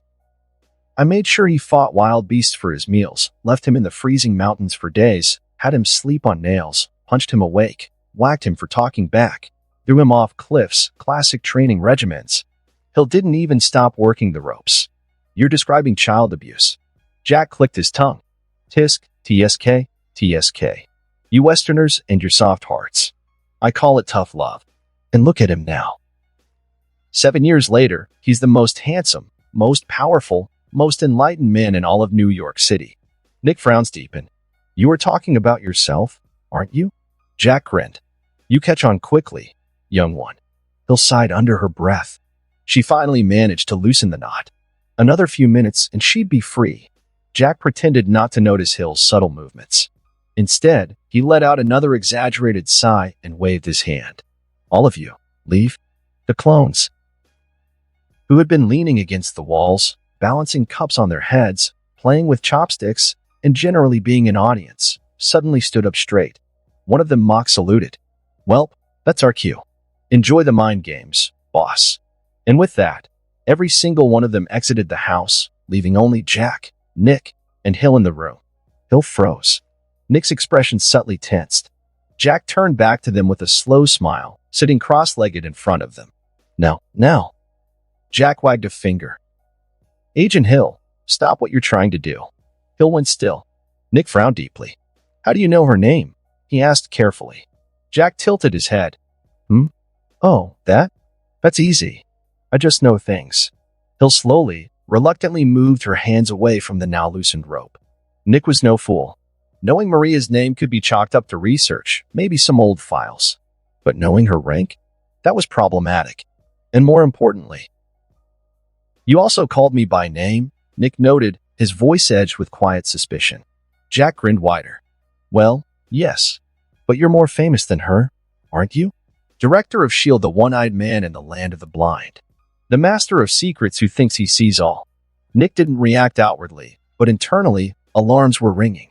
S.H.I.E.L.D. had scoured databases across the world for information on Jack Ho. Nothing. Not a birth record. Not a passport. Not a school ID. Not even a single fingerprint in any known system. Jack Ho did not exist. And yet, Jack knew about him. "And you," Jack continued, staring directly into Fury's one eye. "Stop psychoanalyzing my answers and questions." Hill stiffened, because they hadn't introduced themselves. Not even once. Nick exhaled slowly. This just got complicated. Nick had spent years mastering the art of reading people. He could smell a liar from a mile away, pick apart a nervous tick, and unravel even the most carefully woven deceptions. But Jack Ho wasn't like anyone he had ever encountered. His words were erratic, his mannerisms unhinged, but his mind was sharp. Too sharp. Beneath the nonsense, there was a deliberate method to his madness. Jack knew more than he let on. Jack saw more than he should. And worst of all, Jack was enjoying every second of this. Fine. If games weren't working, it was time to be direct. "What is your end goal here, Jack?" Nick finally asked, his voice even. Jack leaned back, stroking his fake beard again, as if contemplating. Then, he slowly smirked. "My apprentice will do whatever he wants." His golden eyes gleamed with mischief as he regarded Nick Fury, who remained stone-faced, and Maria Hill, who was barely holding back her exasperation. "But I can assure you," Jack continued, voice slow and deliberate, "I will never do anything against our planet or its inhabitants." Nick narrowed his eye. "You sound like an alien." Jack grinned. "What can I say? I'm too in love with my newfound freedom." Nick studied him carefully. This was the part that confused him the most about Jack Ho. He was just doing whatever the hell he wanted. That made him unpredictable. And Nick Fury hated unpredictable elements. "What are you doing in Hell's Kitchen?" Nick asked. Jack tilted his head, amused. "Oh, just some lighthouse cleaning. Decluttering the trash. Sweeping the streets. You know, the usual." Nick sighed. "I don't care what happens with Kingpin," he said, voice firm. "But I advise you not to kill him." Jack raised a brow, then laughed. "Why not? To kill him is to bless this world. You should be thanking me." Nick raised brow. "You might be busy with whatever the hell you're doing in your territory, but outside of Hell's Kitchen, people are shouting and protesting your actions." Jack paused, then threw his head back and let out a long, maniacal laugh. "Keek, keek, keek, keek, keek, keek. Let them," he said. "It's their decision. Who am I to tell them otherwise?" Nick narrowed his eye. This guy really doesn't care. Jack didn't seem to be in this for glory. He didn't care about being loved or hated. He was willing to let the world throw insults at him without lifting a finger to justify his actions. That was dangerous, because a man who didn't seek validation couldn't be manipulated. "Let's make a deal," Nick finally said. Jack leaned forward, intrigued. "Oh, the legendary Nick Fury is making a deal? How exciting." "Spare Kingpin," Nick said, "and let S.H.I.E.L.D. handle the rest." Jack clicked his tongue. "Wow, that's generous. Surely you want something else out of me." Nick kept his expression neutral. In reality, he wanted Jack as an asset. Even if Jack wasn't on the level of someone like Carol Danvers, the fact that he was here, on Earth, permanently, made him a potential force for global defense. but he wasn't about to say that out loud. Let's just say I need to dip my hands into this before the higher-ups get impatient, Nick said carefully. Jack hummed, stroking his fake beard as if contemplating the weight of the universe. Then he smirked. Sure, I swear not to kill Wilson Fisk with my hands. Nick exhaled slowly. Good. He nodded. We will be monitoring your movements. So please, don't touch my agents following you. Jack grinned. Oh, come on. I've already let Phil Coulson snoop around my territory. Don't worry. Yet again, Jack casually mentioning Phil Coulson confirmed two terrifying things. One, that he knew S.H.I.E.L.D. was watching him, and two, that he knew who was watching him. Nick was now absolutely certain Jack knew far more than he should. And that was a problem. Hill cleared her throat. Can you let us go now? She asked. Jack snapped his fingers, and the ropes fell off like they were never tied in the first place. Nick rubbed his wrists as he stood up, adjusting his coat.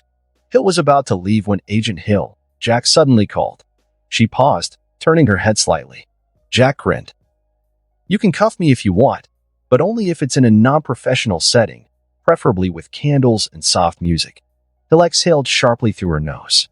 Go fuck yourself. Oh, Agent Hill, so aggressive. I love it. Nick grabbed Hill's arm and pulled her toward the exit. We're leaving before he starts reciting poetry. Jack cupped his hands around his mouth. Call me, Agent Hill. I'll make you my Secretary of Defense. The door slammed shut behind them. Jack chuckled to himself. Man, I love pissing off government officials as long as it's not the IRS. The grounds of Xavier's School for Gifted Youngsters were buzzing with excitement. For the first time in years, Professor Xavier had granted permission for the students to leave the mansion for Halloween, but with a condition that could only go to one place, Jackho's Golden Peach territory, the safest part of New York City. It still felt strange to many of the students. Just months ago, Hell's Kitchen was considered a criminal-infested wasteland, and now it was the only place Professor X deemed safe? Even Scott Summers was having a hard time wrapping his head around that. He adjusted his faux leather glove, tightening his grip on the plastic rapier hanging from his belt. All right, kids, he called out, standing near the mansion's driveway. Let's get in line. I don't want anyone getting left behind. Beside him stood his younger brother Alex, better known as Havoc, dressed in matching musketeer attire. Their little brother, Gabriel Summers, the youngest of the three, barely 12, stood between them, swinging his plastic rapier dramatically. In guard, villains. Thou shalt taste the steel of, Gabriel started.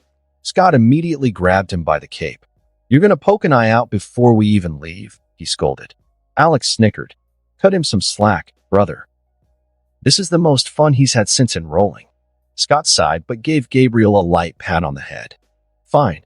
Just try not to cause trouble, all right? Gabriel beamed. I make no promises. Scott groaned but turned back to his task. The second-generation X-Men, the younger students, were in a chaotic line, struggling to contain their excitement. Kurt Wagner was in a classic vampire costume, complete with a black cape and a ruffled collar. He kept teleporting between different groups of students, adding to the chaos. Scott, my friend, I do not think you realize the impossibility of this task, Kurt said dramatically, appearing beside Scott for a split second before vanishing again. Kurt, if you teleport one more time, I'm banning you from candy. Kurt immediately reappeared, looking horrified. Main God, you are cruel. Jamie Madrox, aka Multiple Man, had already cloned himself into 3 copies, all of them trying to coordinate a marching formation. All right, troops, we will march in an orderly fashion. One of his clones shoved him. Bro, shut up. Roberto da Costa was flexing dramatically in his superhero costume, a cheap Batman knockoff that he had clearly thrown together last minute. What do you think, Scott? Maybe Gotham needs a new Dark Knight. Scott pinched the bridge of his nose. The only thing Gotham needs is for you to get in the car. Samuel Guthrie grinned. Man, I still can't believe we're doing this. Trick-or-treating in Jack Ho's territory? This guy's the most wanted man in New York. Correction, Scott said. He's the most wanted man by the authorities. The people living in his territory seem to think he's a damn saint. Sean Cassidy smirked. A saint covered in blood, but a saint nonetheless. Scott exhaled. Just don't get into any trouble. This is a school trip, not a field mission. Kitty Pryde passed by, dressed as a witch, rolling her eyes. Scott, you really need to loosen up. It's Halloween, not a military exercise. Tell that to Professor, Scott muttered. Jubilation Lee was lighting up tiny firework bursts from her fingertips as she walked past with some of the younger students. All right, losers. Time to get in the cars before Professor changes his mind. The younger kids quickly piled into the waiting vehicles, eager to head out. While Scott struggled with the younger students, the older students stood off to the side, already prepared and waiting. Jean Grey, dressed as a Greek goddess, shook her head at Scott. You're way too stressed. Scott adjusted his glove. Someone has to be. Remy LeBeau smirked, spinning his playing cards between his fingers. Relax, mon ami. We're just here for a good time. Sides, I hear this Jack fella throws one hell of a parade. Bobby Drake adjusted his jacket. I don't trust him, honestly. He gives me the creeps. But hey, free candy. Anna Marie crossed her arms. I still don't know how we convinced Professor to let us go. Petra chimed in. Because he trusts Jack's territory more than the NYPD, apparently. Susan Chan sighed. Honestly, I just want to see how crazy it is. While the students prepared to leave, the teachers stood off to the side, observing. Aurora Monroe looked over the students with a calm smile. They're all excited. This is good for them. Pyotr Rasputin nodded. Duh. The students need moments like this. Too often, they worry only of battle. Dr. Moira MacTaggart crossed her arms. Still, it's ironic. The only safe place for them in New York is run by a lunatic. Aurora smirked. A lunatic who has been nothing but accommodating to our kind. Colossus chuckled. I admit, I am curious about this golden peach of his. Moira sighed. Let's just hope we don't regret this. The cars started loading up. The younger students piled into their designated vehicles, while the older students took another. Scott took one last head count. All right, we're all set. Let's move out. As the convoy of Xavier students drove toward Hell's Kitchen, excitement buzzed through the air. Tonight was going to be unforgettable. The air in Fisk Tower was suffocating.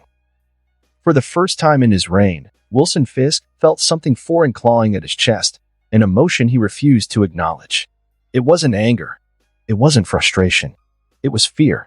A single man had dismantled half of his empire in less than a month. Half. His trusted assassin, Bullseye, had been reduced to a cripple. Mary Walker gone. Vanished as if she never existed. His 6 commanders? Reduced to 3. Cody Felon, the Irish gang leader, sat across from him, his usual arrogance nowhere to be found. Peter Stokes, head of the Stokes crime family, rubbed his temple as he muttered under his breath. Michael Adams, the medical mogul who ran the hospitals, shelters, and charity fronts, adjusted his tie with shaky hands. The weight of their losses hung thick in the air. Fisk sat behind his desk, his massive frame looming in the dim light. He stared at them, then at his reflection on the darkened window. This city was slipping from his grasp. His knuckles turned white as his fingers dug into the mahogany desk. Then, in a low, guttural voice, he spoke. Problems are just opportunities that haven't presented themselves yet. Silence. Cody leaned forward. So what's the play, boss? Peter sighed. We're out of plays. We've tried to smear him in the media, but it's not sticking. The new social media platforms are making it impossible to control the narrative. The second we push a story, forums and Twitter shut it down. People are questioning everything. Michael nodded. Even now, protesters are demanding the NYPD arrest Jack Ho. The pressure is there, but Jack himself? He doesn't care. Fisk listened. He processed. Then, he made a decision. A final, desperate gamble. He had already sent Vanessa to the UK. She was the only thing that truly mattered. If he was going to lose Hell's Kitchen, then no one was going to have it. He spoke slowly, deliberately. Cody, the Irishman straightened up. Distribute your strongest batch to the streets. Make it free. Every corner, every block. Have the brothel girls slip it to anyone who walks in. I want the entire kitchen drowning in it. Cody whistled. You want to start a plague, huh? Fisk ignored him and turned to Michael. I want every shelter and hospital in shambles by this night. Make it look like Jack's clones did it. Burn the resources, shut down the services, force people into the streets. Michael stiffened. You want me to sabotage my own sector? Fisk glared. Your sector means nothing if Jack wins. Michael swallowed hard and nodded. Then, he turned to Peter. Spread the rumors. Jack's unpredictable.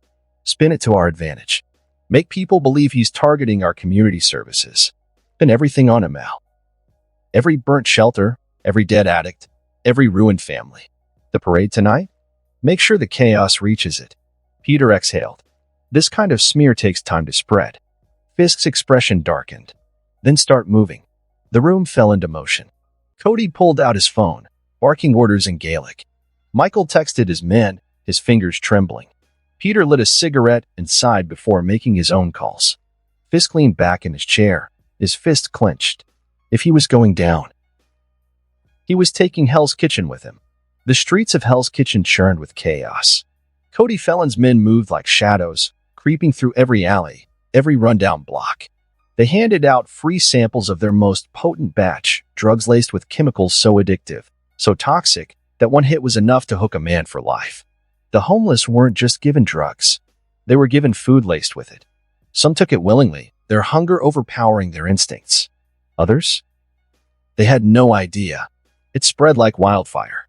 The smell of desperation mixed with the putrid scent of decay in Michael Adams' collapsing sector. The shelters? Set ablaze. The ones that weren't burning were flooded with desperate, displaced people clawing at the doors, trying to get in. Staff members screamed at them to leave, overwhelmed by the sheer numbers. The hospitals? Purging their patients.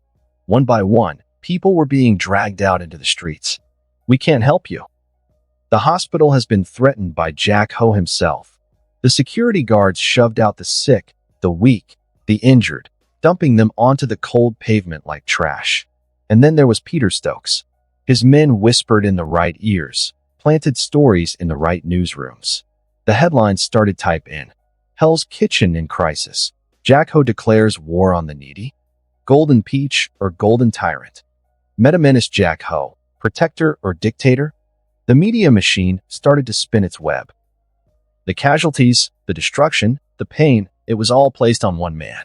And in the chaos of it all, Jonah Jameson stormed into the Daily Bugle's newsroom, his voice shaking the walls. Give me a photo of Jack Ho. His assistant pointed at the desk. Sir, we already have one. Jameson snatched it up, scowling at the grainy, blurry image of a figure leaping across rooftops. This blurry mess? This could be anybody. How do we know this ain't just one of his damn clones? An editor hesitated. Does it matter? Clone or not, he's still the one behind all this. Jameson's face twisted in rage. Of course it matters. You dimwit. How can you be this stupid? You're fired. The assistant muttered. That's the third editor this week, sir. We haven't even replaced the others. Jameson turned back toward the fleeing editor. Wait, you. Congratulations, you're rehired. The editor stumbled back to his desk, looking half relieved, half traumatized. Then, a new voice rang out from the intern section. Boss, there's a rumor that Jack Ho is destroying shelters and threatening hospitals. Jameson froze. Then, his face split into a devilish grin. I knew it. Get the news van ready. We're going to the field. His assistant blinked. Wait, you're going yourself? Jameson snatched his coat, storming toward the door. Of course I am. I'm the face of this goddamn paper. Let's move. The newsroom erupted into a frenzy. The wheels of public opinion were turning, and Hell's Kitchen was descending into madness. The streets of Jack's territory pulsed with life. Jack stood atop a rooftop, gazing at the sprawling festivities below. Golden lanterns flickered, casting an ethereal glow over the streets. The air smelled of roasted chestnuts, caramel apples, and the faint, crisp scent of autumn. The parade was about to begin. And then, out of the corner of his eye, he spotted them. A familiar group of people, standing out among the crowd. Jack's golden eyes gleamed.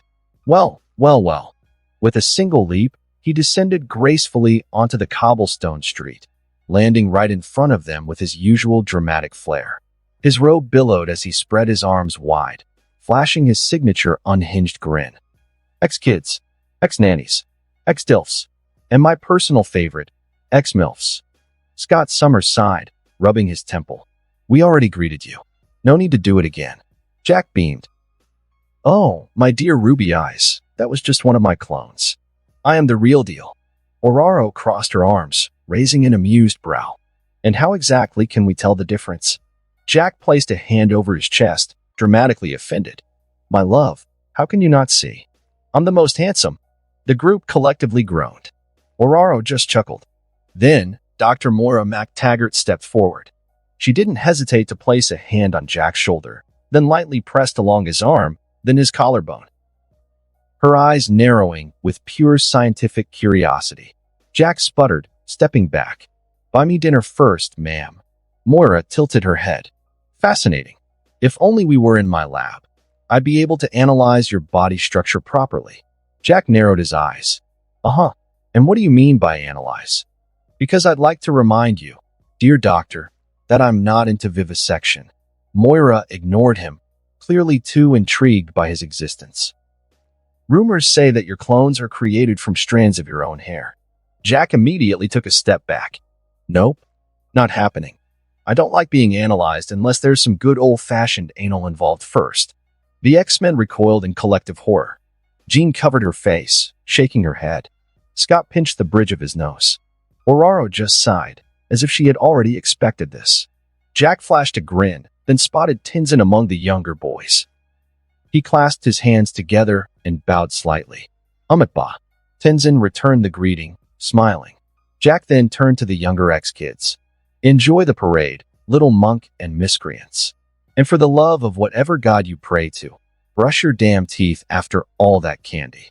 With that, he vanished into the horizon. Colossus arrived, scanning the younger mutants. Are we ready to follow the parade? The X-Men nodded, and they all started moving. Moira stepped beside Ororo, nudging her lightly. He's quite handsome for a lunatic. Ororo gave her a side glance. You're on your fourth life, and you're still talking about men? Moira huffed. Ouch, who cares at this point? If I combine all my lifetimes, I've already outlived Charles. Ororo sighed. You're impossible. Moira smirked. Oh, come on, Storm. What do you think about Jack? Ororo didn't even hesitate. He's a lunatic. Moira grinned. Ah, but they say the crazy ones are the best, if you can tame them. Ororo stopped walking, looking at Moira as if she had lost her mind. Moira laughed. What? Too much? Ororo sighed again and walked faster. Moira chased after her, grinning mischievously. Wait, come back. Let's talk about your taste in men. Ororo pretended not to hear her. And so, the X-Men walked deeper into the Golden Peach, where the event would only get more chaotic. The afternoon light stretched over Hell's Kitchen, painting long shadows against the rooftops. Jack moved like a specter, leaping gracefully from building to building, his white robe flowing behind him. As he landed atop a decrepit warehouse, he reached for his hair, ready to multiply his forces. But as soon as he bit down, nothing happened. He paused, blinking. Then, he pulled his hand forward and looked at the strands between his fingers. White. Jack stared. Then it hit him. Keek. I'm too method on playing the old perv. He had plucked the fake beard hairs from his Halloween disguise instead of his actual hair. He grinned, shaking his head. Then, he reached for his real hair, plucked a handful, and bit down. As if reality itself rippled, several clones popped into existence around him, each one stretching as if waking up from a long nap. Jack grinned. All right, you know the drill, scatter, and handle the remaining commanders. Let's finish our cleanup session before sunrise. The clones cackled, mirroring Jack's insanity, then vanished into the city, leaping toward their respective targets. Jack cracked his neck, stretching his arms. Now then. His golden eyes gleamed as he looked toward the skyline. Where should I go to have some real fun? Jack's clones moved like shadows through the city, each group heading toward their respective targets. The group moving into Cody Felon's territory immediately felt something was wrong. As they arrived, an eerie silence clung to the streets like a disease. Then, they saw them. Druggies. Not just one or two. Not just the usual handful of unfortunate addicts you'd find slumped in an alley. But hundreds. They stumbled through the streets, muttering to themselves, eyes glazed over, their bodies trembling. Some collapsed in gutters. Some were dragging themselves forward on hands and knees, desperate for another hit. Jack's clones landed on the rooftops, surveying the disaster below. One of them clicked his tongue. Well, looks like someone threw a junkie apocalypse party and didn't send me an invite. Another clone crouched, his golden gaze flickering. This isn't normal, even for Hell's Kitchen. The third clone sighed, stretching. Yep, this is Kingpin's doing. They all knew it. This wasn't just the usual drug trade running its course. This was a deliberate flood, a calculated attempt to poison the streets in retaliation. And Cody Felon's men are the ones who distribute it. The clone squad nodded at each other. All right, let's split up. Time to clean house. Then, they leaped down into the chaos. Meanwhile, another group of Jack clones arrived at the estate of the Stokes crime family. They expected resistance. Instead, they found silence. The huge mansion loomed before them, its lights still burning. But the guards? Knocked out cold. One clone yawned, cracking his neck. Man, this is gonna be easy. Another clone frowned. Too easy. The rest of the squad nodded. Something felt off. Carefully, they advanced. The doors were unlocked. The halls were empty. No gunfire. No shouts. No alarms. The whole house was just waiting. A trap? Or something worse? The clones exchanged wary glances before stepping inside. The last squad of clones descended upon Michael Adams' territory. But before they could even begin their attack, they realized the chaos had already begun. Fires burned in the distance. People screamed in the streets. And Michael Adams' men? They weren't fighting back. They were running. One clone rubbed his chin. Did we attack early? Did the other groups make a mistake? Another shook his head. No, we just got here. A third sighed. Well, either way, let's go bonk some heads. The clones scattered, diving into the mess. Two of them landed near Michael Adams' hospital, only to be met with a wave of panicked patients and staff. Doctors and nurses shoved past them, fleeing into the building, abandoning patients in the parking lot. One clone stepped forward, raising a hand in greeting. Hey there, beautiful people. Your friendly neighborhood clone has, a nurse screamed. Then, chaos. Patients started throwing whatever they could. Plates, cups, even a crutch. One man, his face pale and drenched in sweat, staggered forward and snarled. Get the hell out, you tyrant. I would have been in surgery right now if it weren't for you. Jack's clone caught a flying tray midair, his golden eyes narrowing. Oh, I see what's going on here. This wasn't just a panic. This was orchestrated. And someone was feeding them lies. Kingpin, you sneaky bastard. The clone grinned. All right, guess I'll have to fix this mess too. As Jack's clone moved to stabilize the hospital situation, the loud screech of tires echoed through the streets. A news van arrived, its doors bursting open as Jonah Jameson stormed out, microphone in hand. His camera crew scrambled to set up their equipment. Jameson adjusted his tie, took a deep breath, then began his live broadcast. Ladies and gentlemen, this is Jonah Jameson, reporting live from Michael Adams Hospital, where, as you can see behind me, complete anarchy has taken hold. And why? Because of one man. No, one tyrant, Jack KujoW. The cameraman panned over the parking lot, catching the chaos in full display. Doctors and nurses fleeing, patients screaming, and Jack's clones trying to de-escalate the situation. Jameson dramatically turned back to the camera. We've long suspected that this lunatic wasn't just another self-proclaimed guardian of Hell's Kitchen, but a dangerous terrorist. And now? The proof is undeniable. Jack Ho has expanded his reign of terror beyond his so-called Golden Peach, attacking hospitals, burning down shelters, and threatening the lives of New York's most vulnerable citizens. Then, an explosion rocked the hospital. The shockwave knocked people off their feet. Smoke and fire billowed out from the east wing, filling the sky with black and ash. Jameson's eyes practically sparkled with excitement. You see this, people? He pointed a shaking finger at the wreckage. Jack Ho has now resorted to domestic terrorism. Mark my words, this isn't a hero, this is a monster. Jack's clones braced themselves, their golden eyes darting around. That explosion? That wasn't them. One clone turned to the others. Okay, hands up. Who did that? The others shook their heads. Not us. A grim realization settled in. If it wasn't them, then it's freaking Kingpin. Meanwhile, another squad of Jack's clones tried to assist at the city's shelters. But instead of gratitude, they were met with blind rage. Get out, you monster. A bottle smashed against a clone's face. Another was pelted with garbage, shoes, even bricks. One clone dodged a flying can of beans and muttered, "Okay, what the actual hell?" The homeless, the poor, the ones Jack had been trying to protect, now they were attacking him. Their faces twisted with desperation, their eyes filled with fury. One elderly woman, frail and trembling, raised a shaking fist. "Because of you, my grandson was kicked out of the hospital." A man, clothes ragged and eyes hollow, screamed, "You burned down our shelter. You're just another crime lord." Another clone turned to his comrade, whispering, "This is too coordinated. They've been fed this narrative." "Yeah," the other replied. "This isn't panic. This is planted." Before they could react further, more projectiles came flying.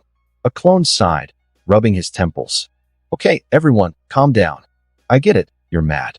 But let's just—" A chair broke against his head. The clone groaned. "All right, that's it. Plan B." The clones all simultaneously took a step back. Then, they ran like hell. Meanwhile, the squad of clones storming Cody Fallon's sector had just finished wiping out his men. But before they could celebrate, the streets became flooded, not with gangsters, but with news vans. Reporters in hazmat suits spilled out onto the streets. They pointed cameras at the clones while holding their mics with gloved hands, as if they were standing in the center of a nuclear meltdown. One woman, her voice shaking with manufactured urgency, spoke into the camera.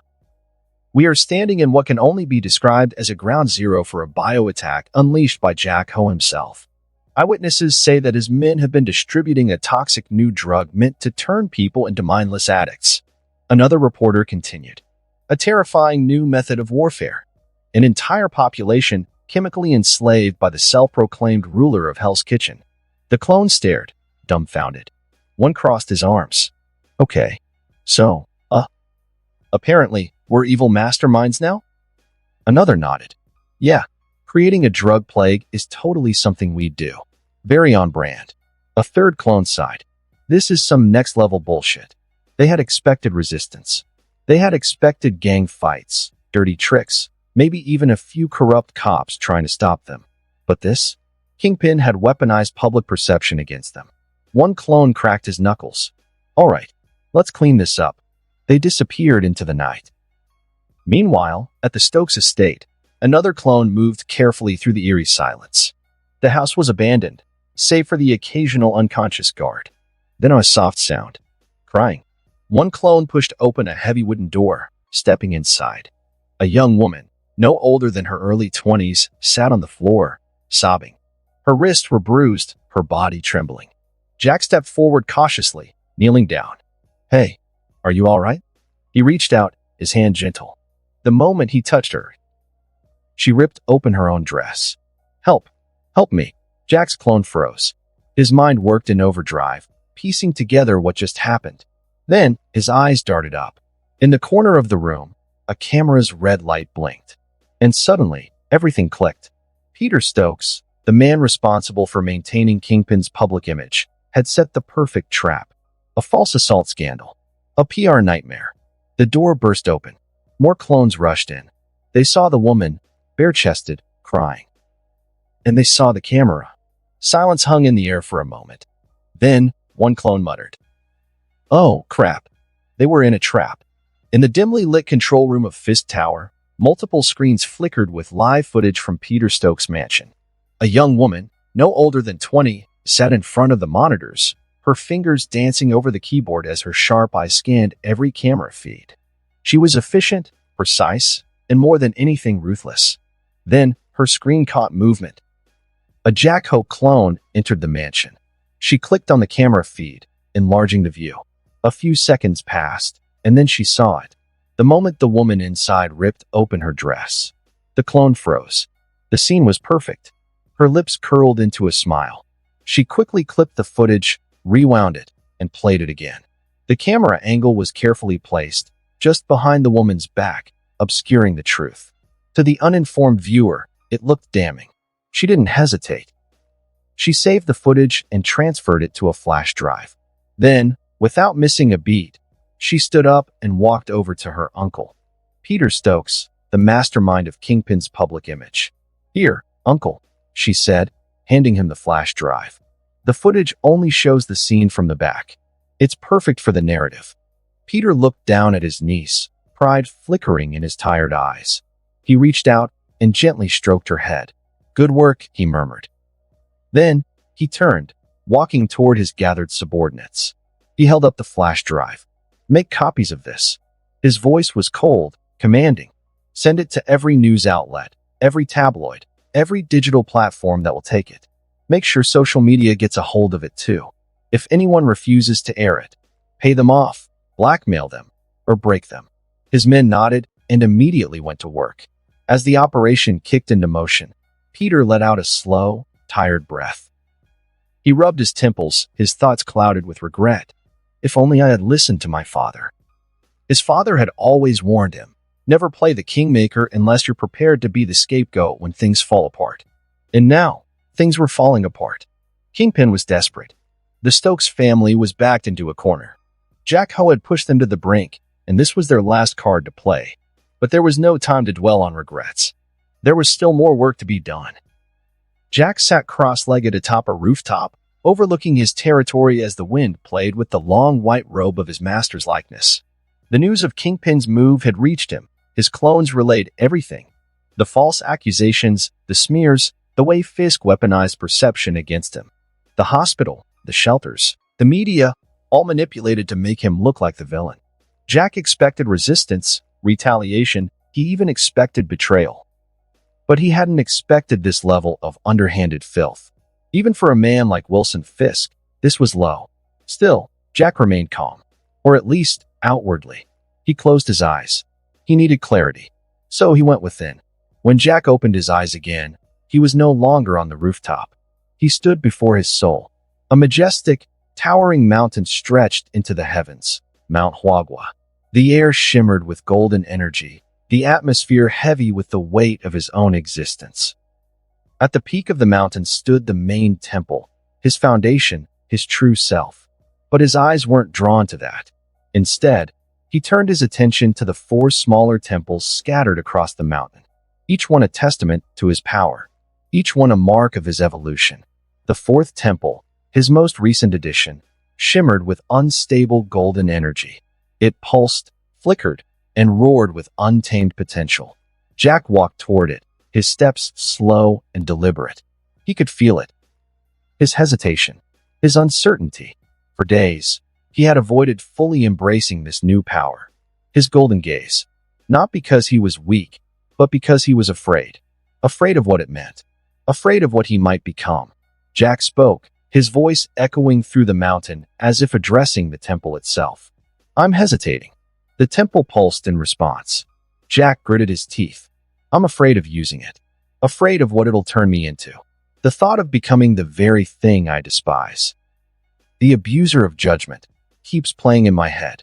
The golden energy flickered, but the temple remained silent. Because deep down, Jack knew it wasn't the power that corrupted.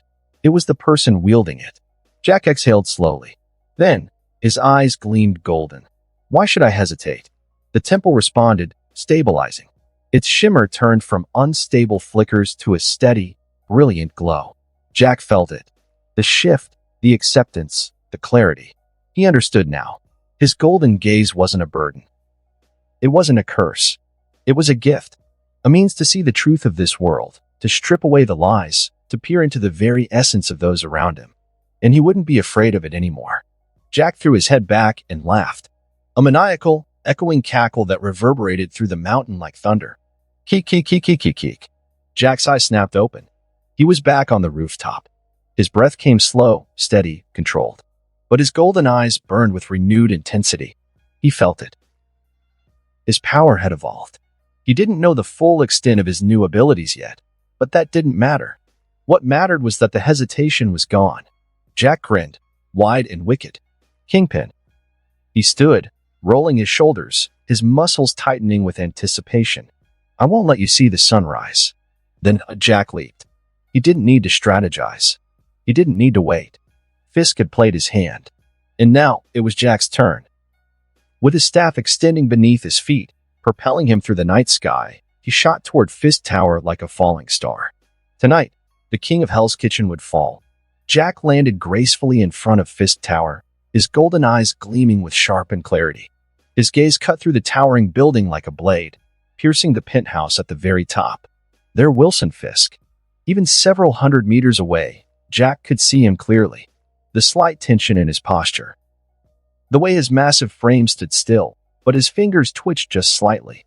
Kingpin was watching him, and Jack smiled. Casually, he reached into his sleeve and pulled out a burner phone. With a lazy flick, he tossed it into the air and sent it soaring.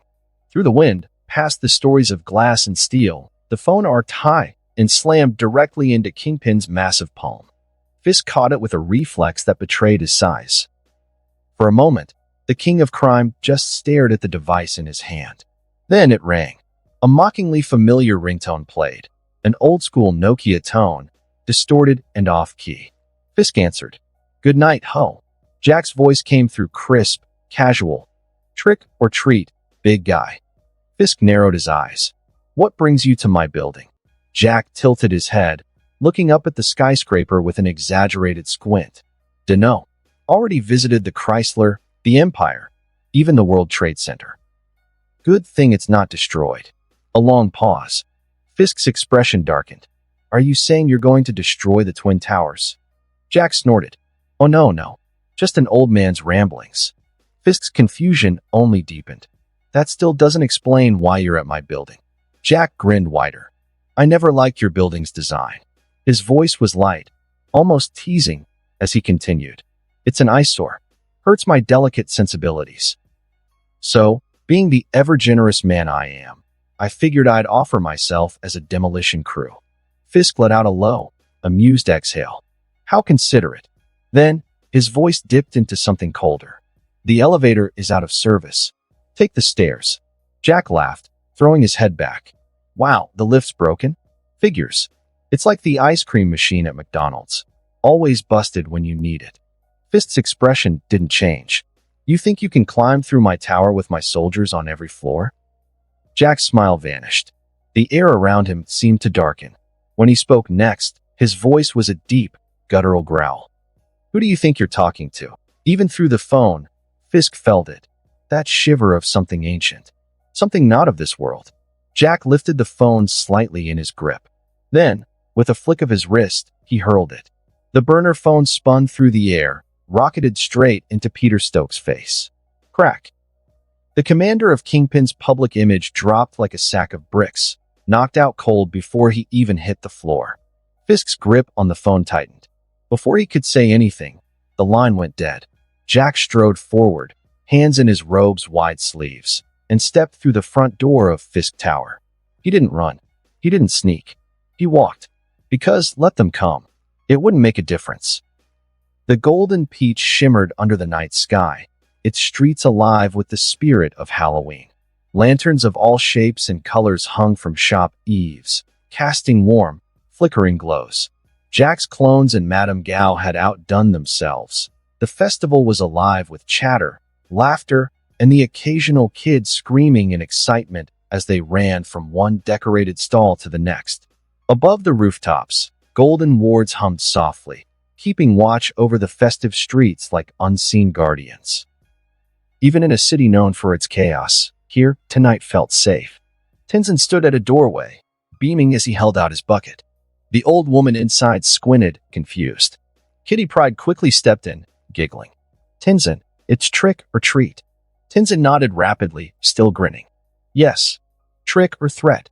Kitty sighed, shaking her head, but before she could correct him again, the old woman simply laughed and dropped a handful of candy into his bucket. "Happy Halloween, Mr. Magoo." Tenzin beamed. As he stepped away, Kurt Wagner, aka Nightcrawler, gave him a hearty pat on the back. "Zat vas adorable. And hilarious. Who told you to say Zat?" Tenzin tilted his head, thinking. "You did." Kurt blinked, then let out a loud laugh. "Oh ja, I did." Mr. Magoo needed a catchphrase. Tenzin's costume, a simple homage to the cartoon character, was suggested by Kurt himself. A fake pair of thick round glasses sat crooked on his nose, and a blue coat too big for him flapped slightly as he moved. Nearby, Anna Marie glanced at Jean Grey with a smirk. She gestured toward Scott Summers, who was walking a short distance behind the group, arms crossed, looking around with a deeply furrowed brow. "Look at Scott. He's following the kids like a worried uncle." Jean chuckled softly. "It's his role anyway. He wouldn't be Scott if he weren't keeping an eye on them." Susan Chan walked up beside them, hands in her pockets. "So, are we just gonna watch the kids, or are we getting some fun in too?" Anna grinned. "Let's go explore. You're never too old for a little fun." Suzanne raised an eyebrow. "I thought there was an age rule on trick-or-treating?" Anna rolled her eyes. "Who cares? The world's ending every other Tuesday. We deserve some free candy." Jean laughed. All right, let's go." With that, the three of them broke off from the group, slipping into the lively streets. They strolled past stalls selling roasted chestnuts and caramel apples, stopping every now and then to snap pictures of the decorations. At one stand, a fortune teller waved them over, but Anna just laughed. "Nah, sugar. Last time I got my fortune read, she told me I'd have a bright future." She crossed her arms. Pretty sure she meant literally, with all the nuclear threats these days. Jean snorted, shaking her head. Suzanne, chewing on a piece of roasted pumpkin, raised her phone. "All right, smile." Jean and Anna struck dramatic poses, and Suzanne snapped the picture. Halloween in Golden Peach. Who would have thought this part of Hell's Kitchen could feel like this? A few stalls down, Remy LeBeau stood with one of Jack's clones, both admiring a rack of long coats and ropes. Remy lifted one, running his fingers over the fabric. "Now, dis here? Dis is some fine craftsmanship, mon ami." Jack's clone nodded, folding his arms. "Of course. I have standards." Remy tilted his head. "You know, you pull off the whole ancient warrior look. But what if you switched it up? Something modern, maybe?" Jack looked at him, offended. "You dare suggest I abandon the flow of fabric? The elegance of tradition? The divine feel of silk against the wind?" Remy smirked. "Ain't saying ditch it, Just saying, imagine a good old trench coat. You'd look like a proper outlaw." You raise an interesting point, swamp rat." Remy grinned. "That's Cajun swamp rat to you." Jack's clone dramatically lifted a hand to the sky.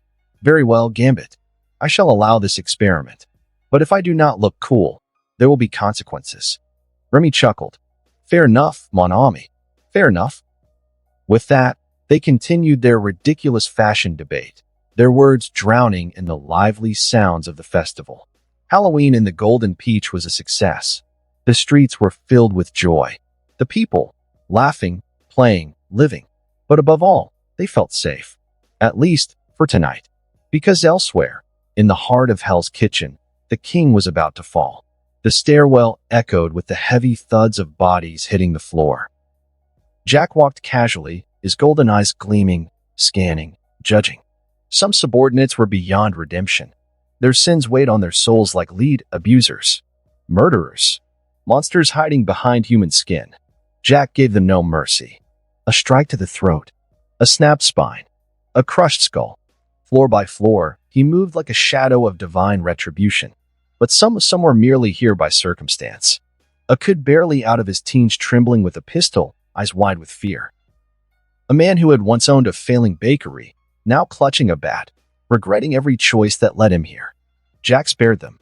He knocked them unconscious with precision, leaving them to wake up and reconsider their lives. Each floor became a graveyard of judgment. But by the fifth floor, Jack let out a sigh.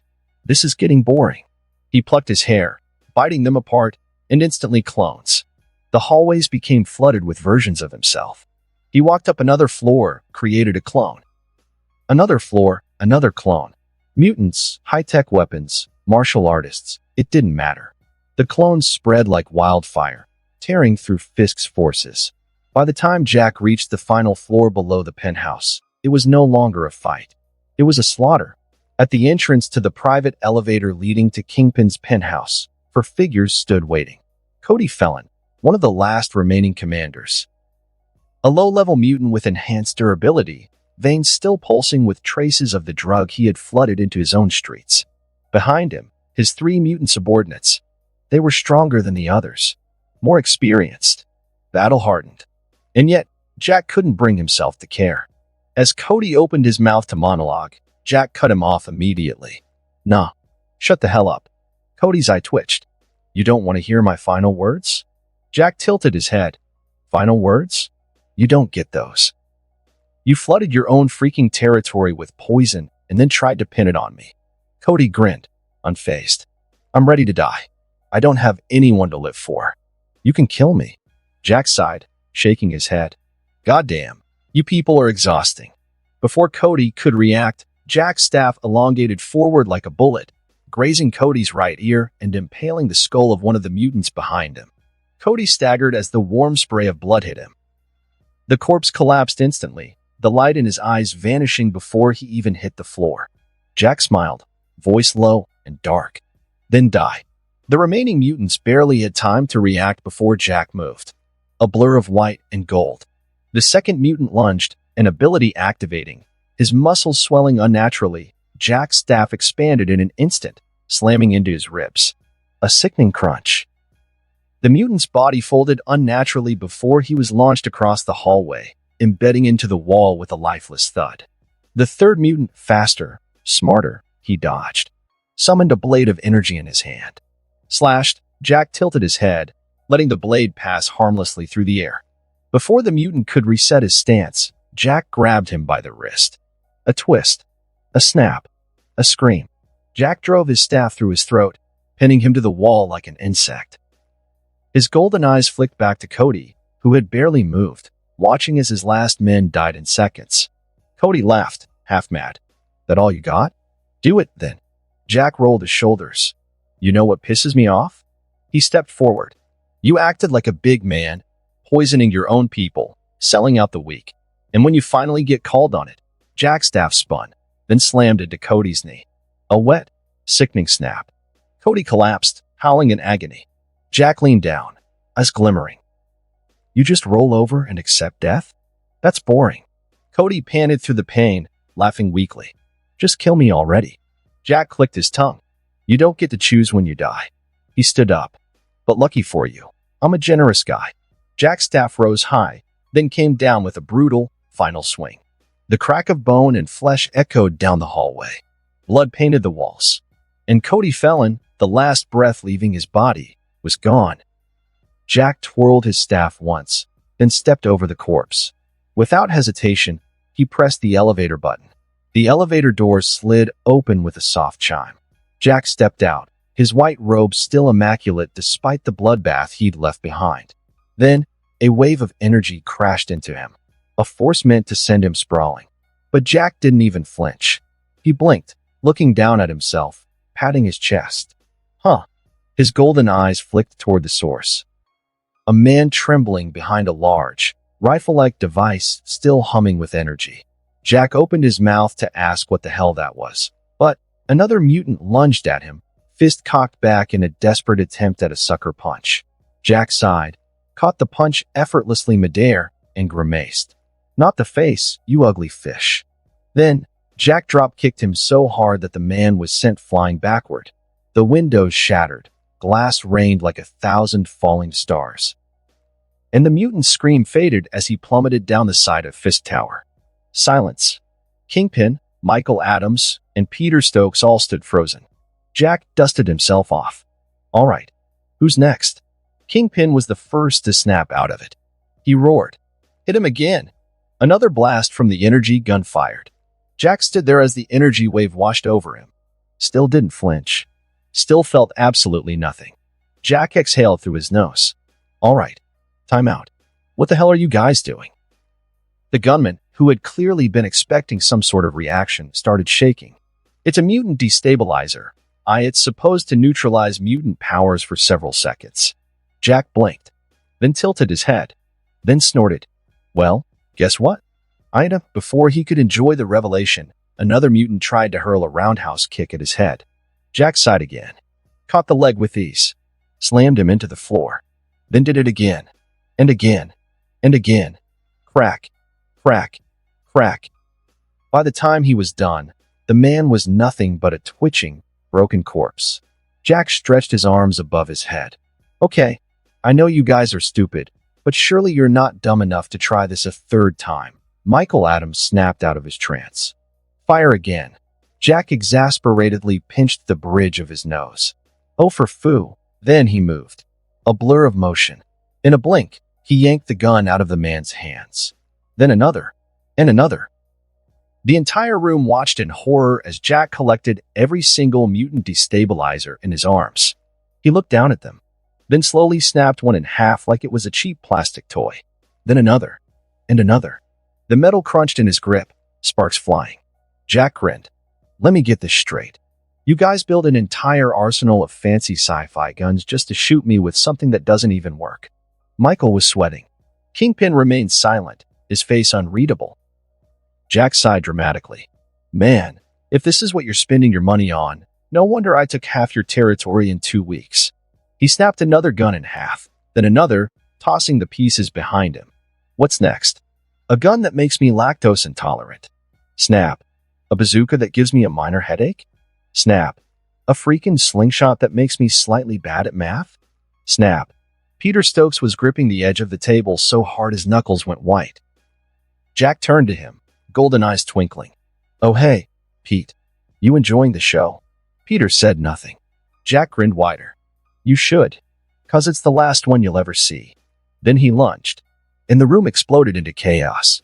Jack moved like a shadow through fire. He grabbed Peter Stokes by the throat, yanking him away from the table like a rag doll. Peter gasped, struggling, but Jack barely registered it. With his free hand, Jack plucked a strand of hair, biting them to split into 2 clones. The clones materialized instantly, their grins matching Jack's own as they turned toward Kingpin and Michael Adams. Jack tilted his head toward them. Restrain them. The clones nodded, moving with inhuman speed. Kingpin tried to lunge forward, but one clone slammed him against the wall with bone-breaking force, pinning him like a butterfly to glass. Michael attempted to run, but the second clone swept his legs out from under him, knocking him to the floor before planting a boot onto his chest. Jack grinned at their struggle, but he wasn't focused on them. Not yet, because right now, he had a more interesting toy to play with. Jack turned back to Peter, still gripping his throat. Peter, oh Peter, Jack said, voice almost affectionate. Peter was trembling violently. Tears had already gathered at the corners of his eyes. P, please. He stammered, his voice weak, barely above a whisper. Jack sighed dramatically, shaking his head. TSK, TSK. Look at you. The great Peter Stokes, head of the Stokes crime family, reduced to this. It's almost sad. He smirked. Almost. Peter's breathing was ragged, his eyes darting toward Kingpin as if the larger man could somehow save him. Jack grinned wider. Oh, don't look at him. He ain't helping you. Jack tilted his head, golden eyes gleaming. You know why I'm here, Pete? Peter shook his head rapidly. Jack leaned in close, his breath ghosting against Peter's ear. Envy. Peter let out a choked whimper. Jack nodded. That's what you are, isn't it? Kingpin's envy. You're the reason his public image never falls.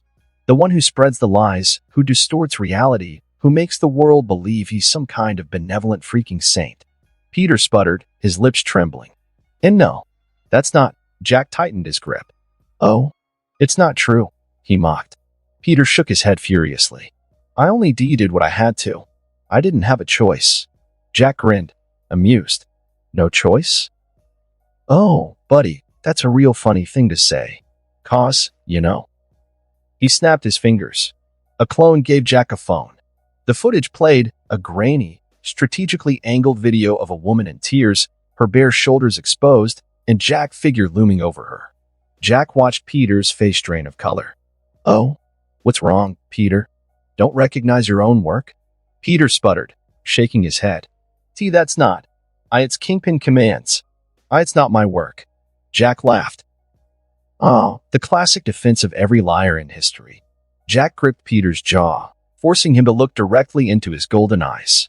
Then he saw the sins, the regret, the lies. Peter had told himself, over and over again, that he had no choice, that he was just doing what was necessary, that he was only following orders. Jack tilted his head, studying him. Then his smile faded. No amount of regret can bring back the lives you destroyed. Peter choked on a sob. Jack sighed.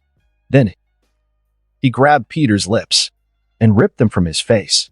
The wet, sickening tear of flesh echoed through the room. Peter screamed. Blood poured down his chin, his eyes wide in sheer agony. Jack held up the torn lips, inspecting them like a butcher appraising a cut of meat. Then he tossed them onto the floor like garbage. Peter fell to his knees, his body trembling violently as his hands clutched at the gaping wound where his lips used to be. Jack watched him suffer, watched him bleed, watched as his body slowly began to weaken from blood loss. Jack scoffed. No more lies coming out of you. Then he let go. Peter collapsed onto the floor, writhing, his breathing shallow. Jack could already tell he wasn't going to last more than a few minutes. And that was fine. The more he suffered, the better. Jack turned his attention away from Peter. Jack walked forward, his white sleeves now stained with flecks of Peter Stokes' blood. His steps were slow, deliberate. Kingpin flinched. For the first time in his life, Wilson Fisk, the untouchable, unshakable kingpin of crime, flinched. He thought it was his turn. He thought death was finally coming for him. But Jack didn't stop. He walked past him, past that massive, trembling wall of a man. Instead, he approached Michael Adams, the esteemed doctor, the philanthropist, the man who, on paper, looked like a saint. Jack tilted his head. Let him go. The clone obeyed, immediately releasing Michael from his restraint. Michael stumbled, almost collapsing to his knees before quickly composing himself. Then he bowed. Deep. Almost a prostration. I'm sorry. Michael's voice trembled. I'm just an ordinary doctor. Jack laughed. Keek. He raised his foot and slammed it onto the back of Michael's head, pressing him against the cold, pristine floor. Michael let out a muffled cry. Jack grinned. Oh, Mikey. His golden eyes gleamed. I almost let you go, you know? Michael froze. His breath hitched. Jack tilted his head, amusement lacing his tone. At first, I was confused. He pressed his foot down harder. Michael whimpered. Jack continued. Why would a man like you, a respected doctor, a manager of hospitals, shelters, and charity foundations, choose to work under a man like Fisk? Michael shook his head frantically. I was just doing my job. Jack ignored him. But then, he grinned wider. I dug deeper. Michael squeezed his eyes shut. He knew what was coming. Jack leaned in, whispering directly into Michael's ear. You were Kingpin Sloth. Michael shuddered. Jack chuckled. All those hospitals? They never saved anyone who actually needed them. They only cared about the rich. Michael trembled. Jack pressed on. The shelters? Just a front. Never actually provided real safety. Never gave anyone a second chance. Michael's body shook violently. And those charity foundations? Just a publicity stunt. Jack sighed dramatically. You never helped anyone but yourself. Michael desperately slammed his forehead against the floor. I was wrong. Please. I'll change. I'll give you all my wealth. I'll give back to the community. I'll do anything. Jack smiled. His golden gaze burned through Michael like a scorching flame. Then his smile faded. You know. Jack mused. I'm too lazy to kill you. Michael's eyes lit up with hope. Thank you. I swear I'll. Jack raised a finger. But Michael's body stiffened. Jack crouched down beside him, his voice a low whisper. I'll let you relax instead. Michael's eyes widened. Jack smirked. So relaxed, in fact, that you'll forget how to breathe. Before Michael could process those words, Jack struck. His fingers moved with pinpoint precision, pressing into key acupoints along Michael's body. A paralysis took over, Michael's limbs locked in place. His lungs constricted. No air. No movement. Only pure, silent terror. Jack hummed, dragging Michael toward the sofa. He gently laid him down, adjusting his body into a comfortable sleeping position. Jack smiled softly, almost affectionate. Sleep tight. Michael's eyes bulged. He couldn't scream, couldn't beg, couldn't do anything. All he could do was suffocate. Slowly, painfully.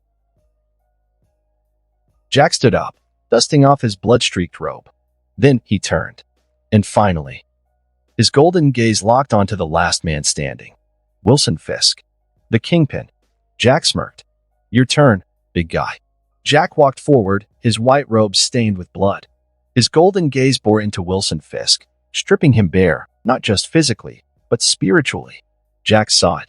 All of it. The countless lives he ruined. The suffering he orchestrated. The pride that fueled it all. Jack smiled. This man. This broken, defeated husk. This is Kingpin? Pathetic. His clones held Fisk down, keeping him restrained, his massive arms pinned. Jack sat down cross-legged in front of him. His head tilted, mock curiosity in his expression. Hey, Willie. Or should I call you Wilson to be formal?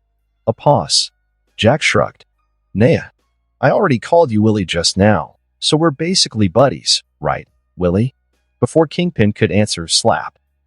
Jack's palm cracked across Fisk's face, hard enough to make the massive man's head whip to the side. A bruise instantly began forming. Fisk's jaw clenched. Jack grinned. Who do you think you are, huh?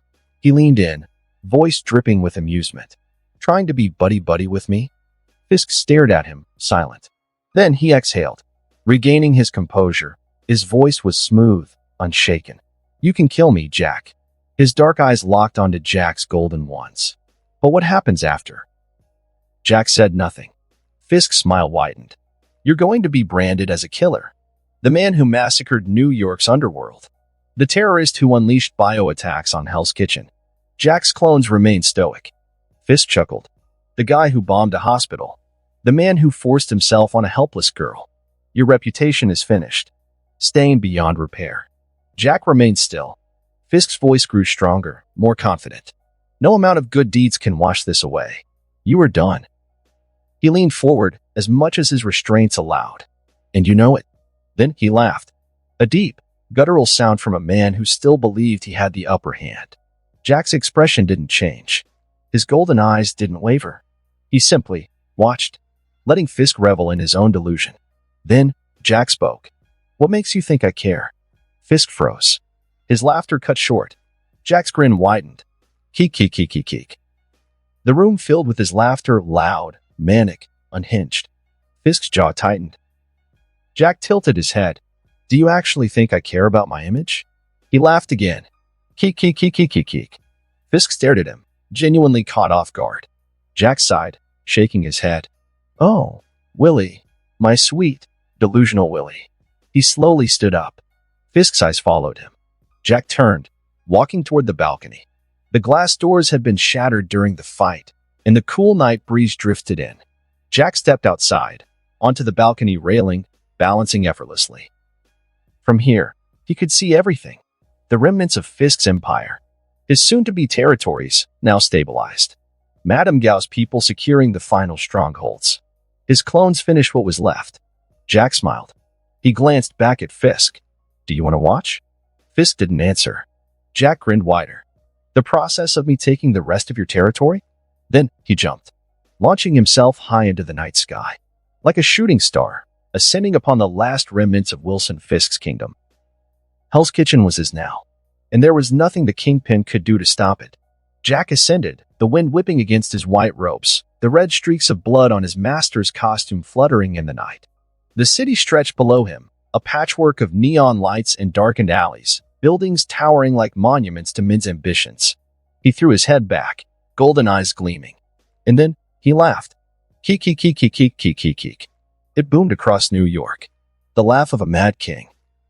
The declaration of a conqueror. A reminder that Jack Ho was here.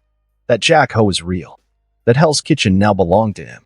Far from the battlefield, in the safety of his high-rise penthouse, the mayor of New York sat in the dim glow of his whiskey glass. His tie hung loose, his sleeves rolled up, sweat beading at his temples. The man who once held power over this city now sat in his chair, hollow-eyed, staring at the flickering TV screen. The news anchors spoke in rapid-fire succession, footage of Jack's Halloween festival, videos of Kingpin's territories crumbling, debates on why the government hadn't stepped in sooner. And then came the sound. Keek, keek, keek, keek, keek, keek. The laugh rang out, echoing through the night, bleeding through the TV speakers. The mayor dropped his glass. It shattered against the marble floor. His hands trembled. It's over. He muttered, barely a whisper. Fisk is done. He leaned back, running his fingers through his disheveled hair, his mind racing. And so am I. In front of Fist Tower, black-clad agents moved into position. The shield emblem shone under the harsh glow of spotlights.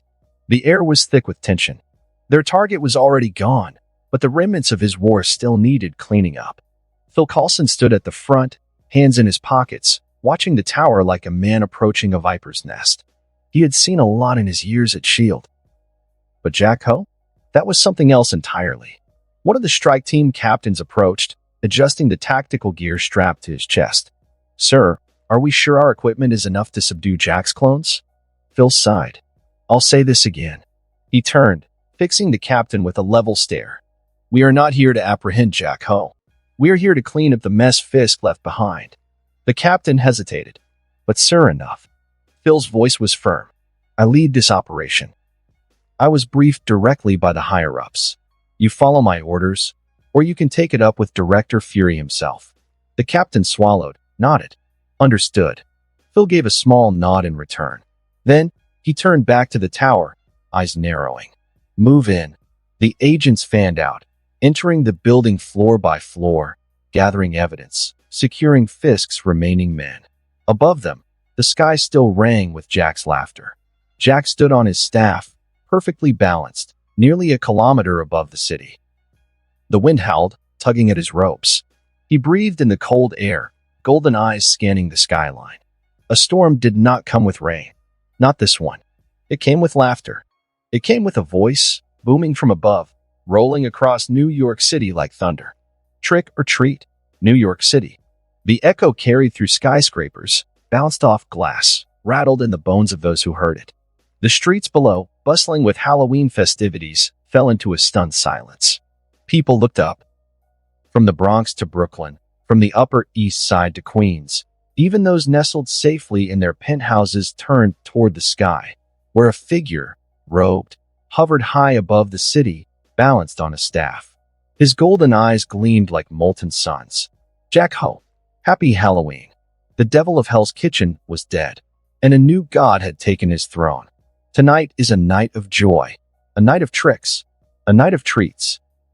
But before we let the children feast, before we let the candy flow, before the ghosts and ghouls go back to sleep, Jack tilted his head, golden gaze sweeping the city. We need to say goodbye. The wind howled, carrying his words across every borough, slipping through alleyways, crawling into bedrooms, echoing in the ears of every citizen. Goodbye to the lust of Marco Crusetti, a man who took flesh and coins as if they were the same currency, who sold daughters and mothers and sisters, not for necessity, not even for greed, but for pleasure. He rots now, in a grave he dug with his own hands. People listening felt their stomachs twist. Whispers passed through the streets. Goodbye to the wrath of William Lopez, the enforcer, the butcher, the man who took violence as his gospel, who saw Hell's Kitchen as nothing more than a ring to spill blood, who ruled through fear, through broken bones and bodies left in dumpsters. Now, his bones are the ones rotting in the dirt. Some gasped, some cheered. Goodbye to the greed of Anne-Marie Hogue, the vulture, the one who did not break bones, did not pull triggers, but stole homes, crushed families, ripped away security with the stroke of a pen. She did not need muscle to steal. She only needed the law to look the other way. She is now dust beneath the wind. Those who knew her legacy, those who had lost homes, felt something deep, something bitter, something victorious. And now, let's welcome our newest departed. Jack's grin widened. Goodbye to the gluttony of Cody Felon. Oh, Cody, who gorged himself not on food, but on the souls of the weak, who drowned his own streets in poison, made addicts of those who once had hope, who took what was already broken and shattered it beyond repair. Gluttony isn't just about food. It's about taking and taking and taking until nothing remains. And tonight, Cody took his last breath. The streets were not quiet anymore. There were murmurs. There was a shift. Some didn't know what to feel. Others knew exactly what they felt. Goodbye to the envy of Peter Stokes, the man who crafted lies, who spun rumors, painted illusions, destroyed reputations with a whisper, who could never stand the success of others, so he crushed them beneath the weight of falsehoods. But no more. No more whispers. No more illusions. No more lies. His lips have been sealed forever. News anchors across the city fell into stunned silence. They knew what was coming next. And lastly, goodbye to the sloth of Michael Adams. The doctor who never healed. The man who built shelters that never gave shelter. Who created hospitals that never saved lives. Who spent his days in comfort while the sick rotted outside his doors. A man who could have been something more, but chose to do nothing. Well, Michael, you can finally rest. Jack let the silence hang. The city held its breath. And then, he spoke once more. Now. He tilted his head toward Fisk Tower, toward the penthouse where a king had fallen from his throne. That just leaves pride. Oh, Wilson Fisk. Kingpin. Jack's voice turned softer, but there was an edge to it, something sharper than steel, heavier than fate. You, who thought yourself untouchable. You, who built an empire on suffering. You, who sat above it all, convinced you could never fall. Jack tilted his head. But here you are. Stripped. Broken. A king without a kingdom. His eyes flashed. Pride comes before the fall, Willie. And you. Jack grinned. You've already fallen. The city listened. The city remembered. The sins of Hell's Kitchen had been carved into its bones, written in its blood. But now, those sins had been burned away. As Jack Ho glided through the night sky, the final stroke of his staff connected the golden barrier, completing the circle. A brilliant wave of light burst forth, golden and blinding, surging across Hell's Kitchen. Then it came. A sound, deep and resonant, rolling through the city like a bell struck by the gods themselves. Gone and geek. The chime was everywhere, yet nowhere. It came from above, from the very sky itself, reverberating through the streets, bouncing off buildings, seeping into bones. It was loud, yet it did not deafen. It was powerful, yet it did not overwhelm. For those who heard it, it was calming, like a heartbeat of something ancient, something celestial. A warmth spread through Jack's newly claimed domain, rolling over rooftops, slipping into alleyways, flooding every street and home. A scent followed. Something sweet. Something rich. Peach. The entirety of Hell's Kitchen smelled like ripe peaches at the height of summer. Then, the ground rumbled. Not like an earthquake. Not like destruction. But like something waking up. Something old. Something returning. One by one, in the cracks between sidewalks, in the empty spaces beside buildings, through the broken pavement of abandoned lots, something began to grow. Trees. Glowing trees with golden bark and lush emerald leaves, blooming in real time as if the city had been cast into a time lapse. People stopped in their tracks. Cars halted in the streets. Phones were lifted, recording, streaming, capturing this impossible phenomenon. Even the SHIELD agents clearing Fisk Tower felt it. They smelled the peach in the air, felt the gentle hum in their bones. Mario, the pizza shop owner, stood frozen mid-stretching his dough. The baker across the street stepped out, flour dusting her apron, staring in awe. Auntie Vivi, in the middle of a transaction, turned toward the window, her breath hitching as she saw a tree grow right outside her store. For once, even the criminals, those still lurking in the shadows, felt something they couldn't explain. Was this real? Was this magic? Or was this something else entirely? Madame Gao, deep in Cody Felon's former territory, had been handling the mass hysteria of drugged-out people left in chaos. But then, she saw it. As the peach trees bloomed, the high began to fade from their eyes. They sobered up. The hysteria quieted. Madame Gao's breath caught in her throat. This was not just a display of power. This was not just a spectacle. This was change. Jack's clones had been patrolling the hospitals, the shelters, keeping the people in line, making sure there was no panic. Now, they watched as the trees bore fruit. One of the clones stepped forward, looking up at a tree that had sprouted just outside a hospital. A peach, golden and glistening, gently lowered itself into his palm. The clone turned it over in his hand, examining it. It was soft, warm, fragrant. Jack plucked a small bite, just a taste, and it was unlike anything he had ever eaten. Like sunlight and honey, like crisp autumn air, like laughter on a summer afternoon. It was magic. It was his. At Fisk Tower, Jack landed gracefully on the penthouse balcony, stepping through the shattered glass into the ruin of Wilson Fisk's empire. The golden glow from the city reflected in the windows, casting an eerie warmth over the room. Kingpin sat slumped in a chair, his massive frame looking smaller than ever. His suit was disheveled, his usually pristine demeanor undone. His hands, once used to crush men's skulls, now trembled. Jack tilted his head, observing the man who had once been untouchable. Kingpin hadn't moved. He hadn't run, because there was nowhere left to run. Jack smirked, rolling his shoulders as he took a step forward. "Hey, Willie." Fist didn't look up. His breathing was slow, heavy, labored. Jack grinned, stretching his arms wide. "Like the view? Thought I'd give your city a makeover." Still, Kingpin did not respond. His pride was gone. His kingdom had crumbled. And Jack was here to collect. With a soft chuckle, he stepped closer. And Wilson Fisk finally lifted his head. His eyes were hollow. His empire was dead. The kingpin of crime felt fear. The private elevator hummed softly as it ascended. Inside, Phil Coulson stood at the front, his expression unreadable, his hands calm at his sides. Behind him, 5 of S.H.I.E.L.D.'s elite strike force soldiers shifted uneasily in the cramped space, gripping their weapons with white-knuckled hands. The air in the elevator was thick with tension. They had cleared floor after floor of Fisk Tower, gathering evidence, detaining survivors. But up here, up at the very top, this was where the storm had settled, and they were about to step into its eye. A soft ding signaled their arrival. The door slid open, and what awaited them was nothing short of a massacre. The penthouse smelled of blood, sweat, and something deeper, something rotten. Phil stepped out first, his sharp eyes scanning the scene before him. His gaze moved over the bodies scattered across the room. Peter Stokes, his lips gone, exposed teeth locked in a rictus grin, the blood pooled beneath him long since dried. Michael Adams, lying on a luxurious sofa, posed as if sleeping. But his bulging eyes and frozen, suffocated face told the real story. Dead. Both of them. But it was the man in the center of the room who commanded the most attention. Wilson Fisk.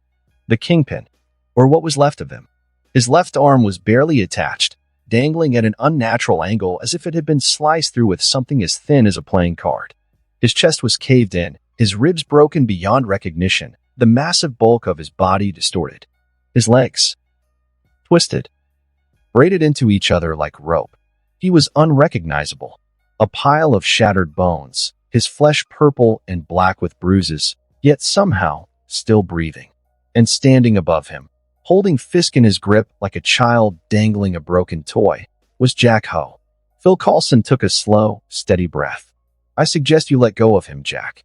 The words were even, calm, a man negotiating with something far beyond human comprehension. Jack tilted his head, golden eyes gleaming under the dim penthouse lights. His lips curled into an almost lazy smirk. "Oh," he drawled, his voice rich with amusement. "I don't do commands, Agent." Then, everything shifted. The air became heavier. The room twisted. A force and unseen, suffocating pressure descended upon them. The strike team gasped, their knees buckling beneath them as an invisible weight pressed down. Their breathing hitched. Their vision blurred. This wasn't fear. This wasn't intimidation. This was something primal. A force as natural as gravity, as inevitable as death. Phil felt it, not as a sensation, but as a certainty. This was Jack Ho at his full presence. This was what it meant to stand before a mountain, knowing it could crush you with the slightest shift. Phil fell to one knee. The strike force followed. Their bodies simply gave out. Jack watched, expression unreadable. Then he laughed. A sharp, wild, unhinged sound. Keek, keek, keek. The weight lifted. The room snapped back into place, and suddenly, Phil could breathe again. Jack grinned, tilting his head at Coulson like a predator deciding if the hunt was worth it. Then, he simply dropped Fisk. The mountain of a man hit the floor with a sickening, wet crunch. Jack stretched his arms, yawning as if he hadn't just shattered the most feared crime lord in New York. "Well," he mused, stepping over Fisk's barely conscious body. "I did promise Fury I wouldn't kill him with my own hands." Phil stared, his breath still steady despite the chaos. Jack grinned. But he reached for his earring. It shifted, uncoiled, grew. The legendary staff extended, stretching across the room. Its golden surface gleamed under the flickering penthouse lights. And before Phil or his team could react, Jack brought it down. A single, earth-shaking crack. Wilson Fisk's skull caved in. Blood. Bone. Silence. Jack leaned on his staff, tapping it against the floor as if he'd just finished a chore. Then, with a smirk, he looked back at Coulson. Tell Fury I kept my word. I didn't kill him with my hands. I used my staff. Phil could only stare. His team remained silent. For all their training, all their weapons, all their preparation, there was no countermeasure for this. Jack turned, stepped onto the balcony. The golden glow of Hell's Kitchen stretched out before him. He hummed a tune to himself, then leapt. Into the night, into his kingdom, into history, and the agents of S.H.I.E.L.D., kneeling in the ruin of a king's throne room, could do nothing but watch. The city stretched beneath him, bathed in the golden glow of his barrier. Jack leapt through the sky, the wind cutting across his blood-streaked face, his robe billowing like a banner of victory. His territory, his kingdom, lay below, wrapped in the chaotic joy of Halloween. Children in costumes laughed, their buckets of candy overflowing. Street performers entertained drunken crowds, while the businesses flourished under the celebration. It was his domain now, his golden peach. But as Jack soared over Hell's Kitchen, his golden gaze flickered, sharpening. Something felt off. His barrier had connected. The entire district was his. But the moment it had solidified, something within him had shifted. A growth long neglected had surged forward, a new piece of himself awakening. Like a seed suddenly bursting through the soil after centuries underground. Jack hovered mid-air, contemplating. TCH. I'll meditate later. A commotion in the streets below caught his attention. His territory. His problem. With a smirk, Jack tilted his staff and plummeted toward the scene. Elsewhere, above the mortal realm, beyond the touch of time and decay, was Olympus. A kingdom of ivory and gold, perched upon the highest peak of existence. And within its halls, the gods gathered. The council chamber was vast, with a ceiling of shifting constellations and marble thrones carved from the bones of forgotten titans. In the center, a massive magic hologram hovered.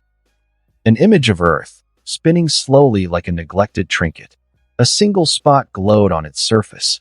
New York. And in the heart of that glow, Jack Ho. Seated at the head of the pantheon, Zeus scowled, his fingers tapping against the armrest of his throne. His golden beard bristled as he leaned forward, studying the glowing map. We abandoned their world, left them to their own devices, and this is what happens. He gestured at the image with a dismissive wave. A hatchling god playing warlord, as if the days of divine conquest still matter. To his right, Poseidon rested his chin on his fist, his sea-green eyes watching the image with curiosity rather than concern. Calm yourself, brother. He chuckled, his voice as deep as the ocean. The boy is nothing. A flicker of divinity, perhaps, but hardly a threat. Hades himself has not spoken against him. Why should we concern ourselves with a mortal playing king? Zeus slammed his fist against the armrest. The throne room rumbled with the sound of thunder. Hades, he spat the name like venom, is waiting, biding his time. Mark my words, he sees an opportunity here, just as he did with the underworld. Do you truly think he would let a new god rise without reason? He is planning something. He always is. The other gods exchanged glances, some nodding in agreement, others rolling their eyes. Athena, her silver armor gleaming under the ethereal glow of the chamber, sighed and adjusted her spear. Then, instead of bickering like fools, we should observe.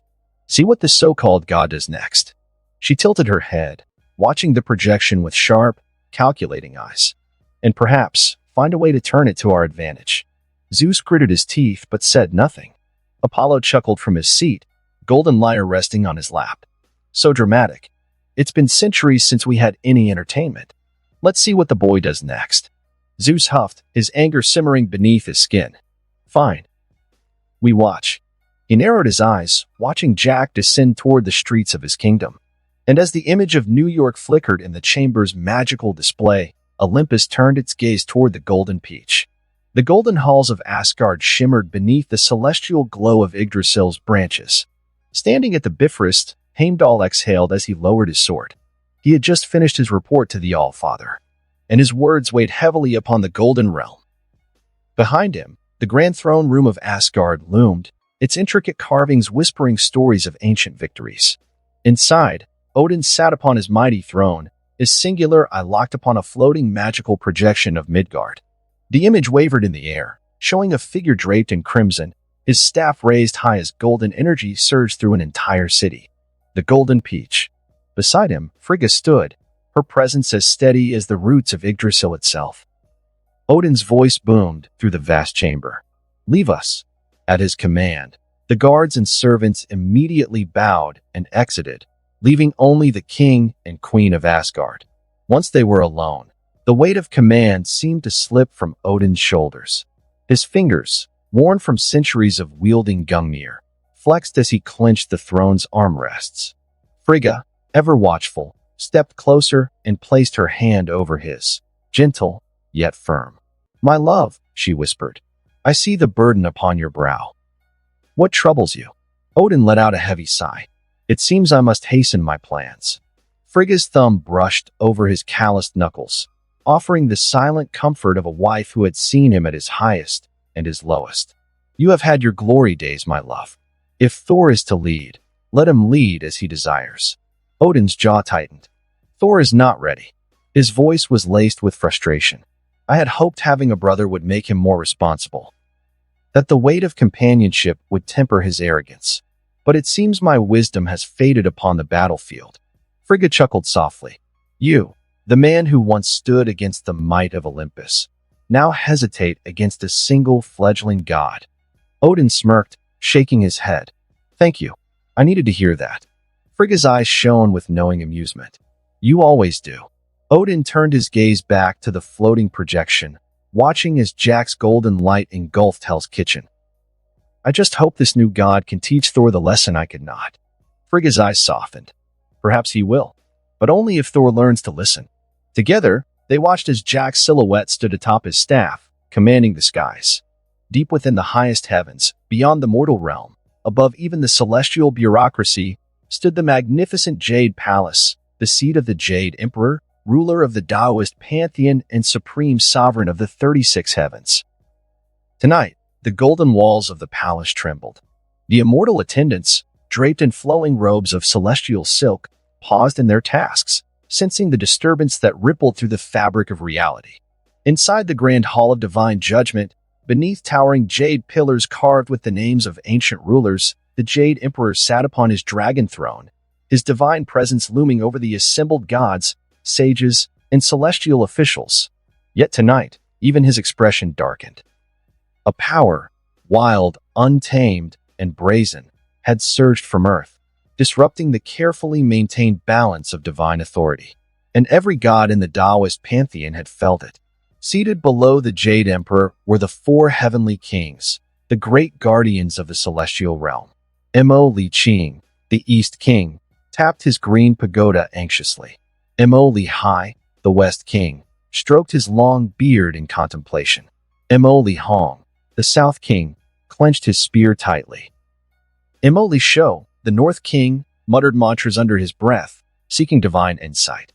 Standing to the side, the great war god, Guan Yu, his red face unreadable, glanced at the heavenly kings before speaking in his deep, commanding voice. "We must verify the seal." A hush fell over the grand hall. The word hung in the air like an unsheathed blade. The seal. The one thing that should never be disturbed. The one thing that kept a certain divine troublemaker bound.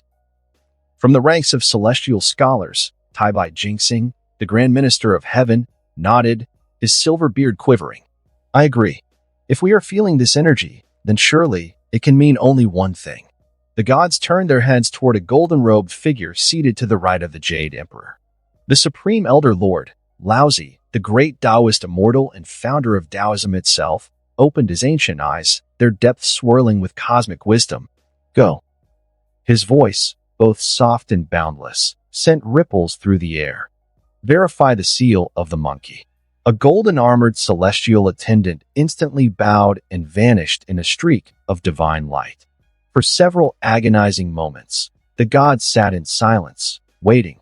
Then, a thunderous return. The attendant reappeared, falling to his knees, forehead pressed against the divine jade floor. "Your Majesty," he gasped. "The seal remains untouched." The hall erupted into chaos. The gods of heaven, warriors, scholars, and immortals alike, spoke over one another. "Impossible," shouted Neza, the third Lotus Prince, gripping his fire-tipped spear. "Then how can this power exist?" demanded Erlang Shun, his celestial third eye flashing with golden light. "If the seal is intact, then who? What are we dealing with?" murmured Zhang Daoling, the first celestial master of Taoism. The Jade Emperor lifted his hand, and silence fell like a crashing wave. His face was carved from celestial stone, his eyes cold as the cosmos. "Tighten the security around the seal." The celestial scribes immediately took note. The Jade Emperor exhaled slowly, rubbing his temple. He was already tired. He had ruled the three realms for millennia, had defeated the demons of the past, had witnessed the rise and fall of empires. Yet this was the headache he had been hoping to avoid. He turned his gaze toward Laozi, who remained impassive, as if he had already seen this coming. "If the seal is untouched," the Jade Emperor muttered, "then how can he incarnate into the mortal realm again?" Laozi remained silent for a moment, then, finally, smiled. A cryptic, knowing smile. "Perhaps, my Emperor, this is merely fate at work." The Jade Emperor scowled. "Then fate is a damn nuisance." A collective sigh passed through the celestial court.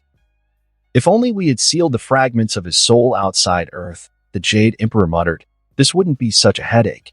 Neza leaned toward Erlangshan. "What's the chance this doesn't become a massive problem?" he whispered. Erlangshan rubbed his temple. "Considering our track record? 0. The Taoist pantheon was not alone in its concerns.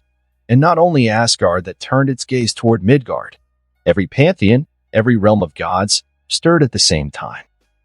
Across the divine planes, the power that surged from Earth had caught the attention of beings who had long been silent. The Hindu devas stirred within the celestial halls of Indra's paradise.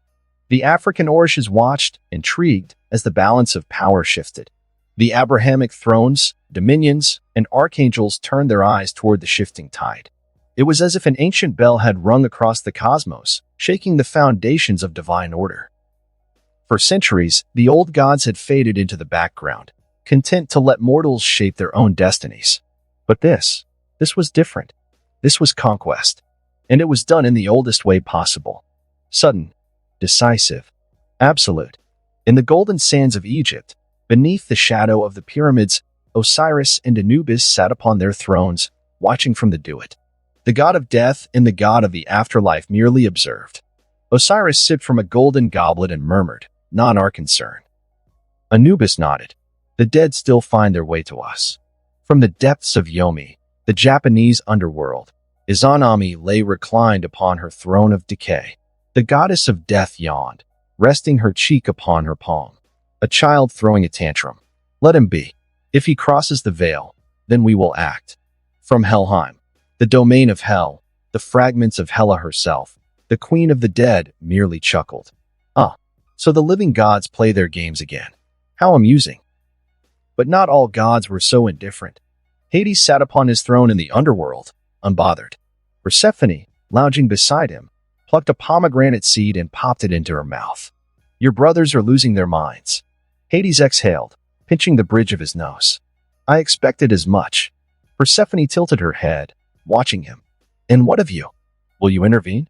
Hades leaned back, a smirk ghosting his lips. "As long as he does not interfere with the souls of the dead, I have no quarrel with him." Persephone arched a brow. "And if he does?" Hades chuckled. "Then we'll have a very interesting conversation." And on a mountain far beyond the sight of men, a single golden band hummed, bound to an unmovable stone. The world had changed, and the heavens were watching. The military blockade stood firm at the edges of Hell's Kitchen, now Jack's Golden Peach. Hundreds of armed soldiers, armored vehicles, and combat drones held their positions, blocking civilians from returning home. Some families were stranded, their children clutching half-eaten Halloween candy, fear in their eyes as barrels of rifles pointed at them. The hum of helicopters overhead mixed with the distant murmur of confused, frightened civilians. Then, a blur of motion. Jack descended from the rooftops, landing effortlessly between the people and the military blockade. His pristine white robe, now lightly stained with the blood of fallen men, billowed in the cool night air. The moment his feet touched the ground, weapons up, a chorus of clicks echoed as soldiers snapped their rifles toward him. The turrets of military vehicles swiveled. Even the helicopters adjusted their angles, their guns locked onto him. Jack, completely unfazed, sighed. "Whoa, hold your guns there." He raised his hands lazily. "There are civilians behind me, you know." The high-ranking officer at the front, a colonel, by the insignia on his chest, sneered. "Surrender now," he barked. "Stop using civilians as shields." Jack stared at him, then facepalmed. A long, slow, exaggerated facepalm. "Are you blind?" he asked, genuinely baffled. "How am I using them as shields when I'm standing in front of them?" He gestured dramatically toward the crowd. "And you're the one pointing guns at innocent people."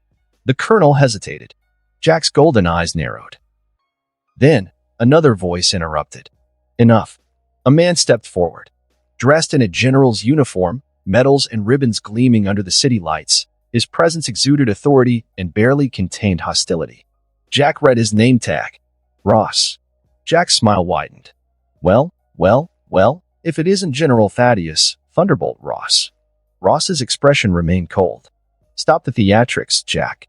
His voice was like gravel. "I have half my men surrounding your so-called territory. If you resist, you will die." Jack laughed. Not just a chuckle, not a smirk, a full-bodied, unhinged, bent over, pounding the ground cackle. Keek.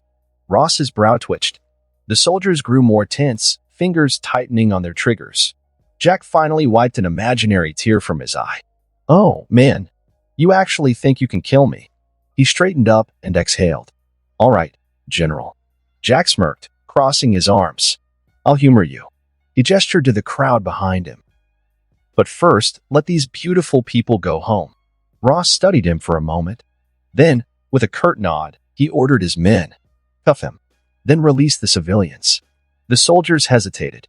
Jack was a wanted terrorist now. A killer. A metahuman menace.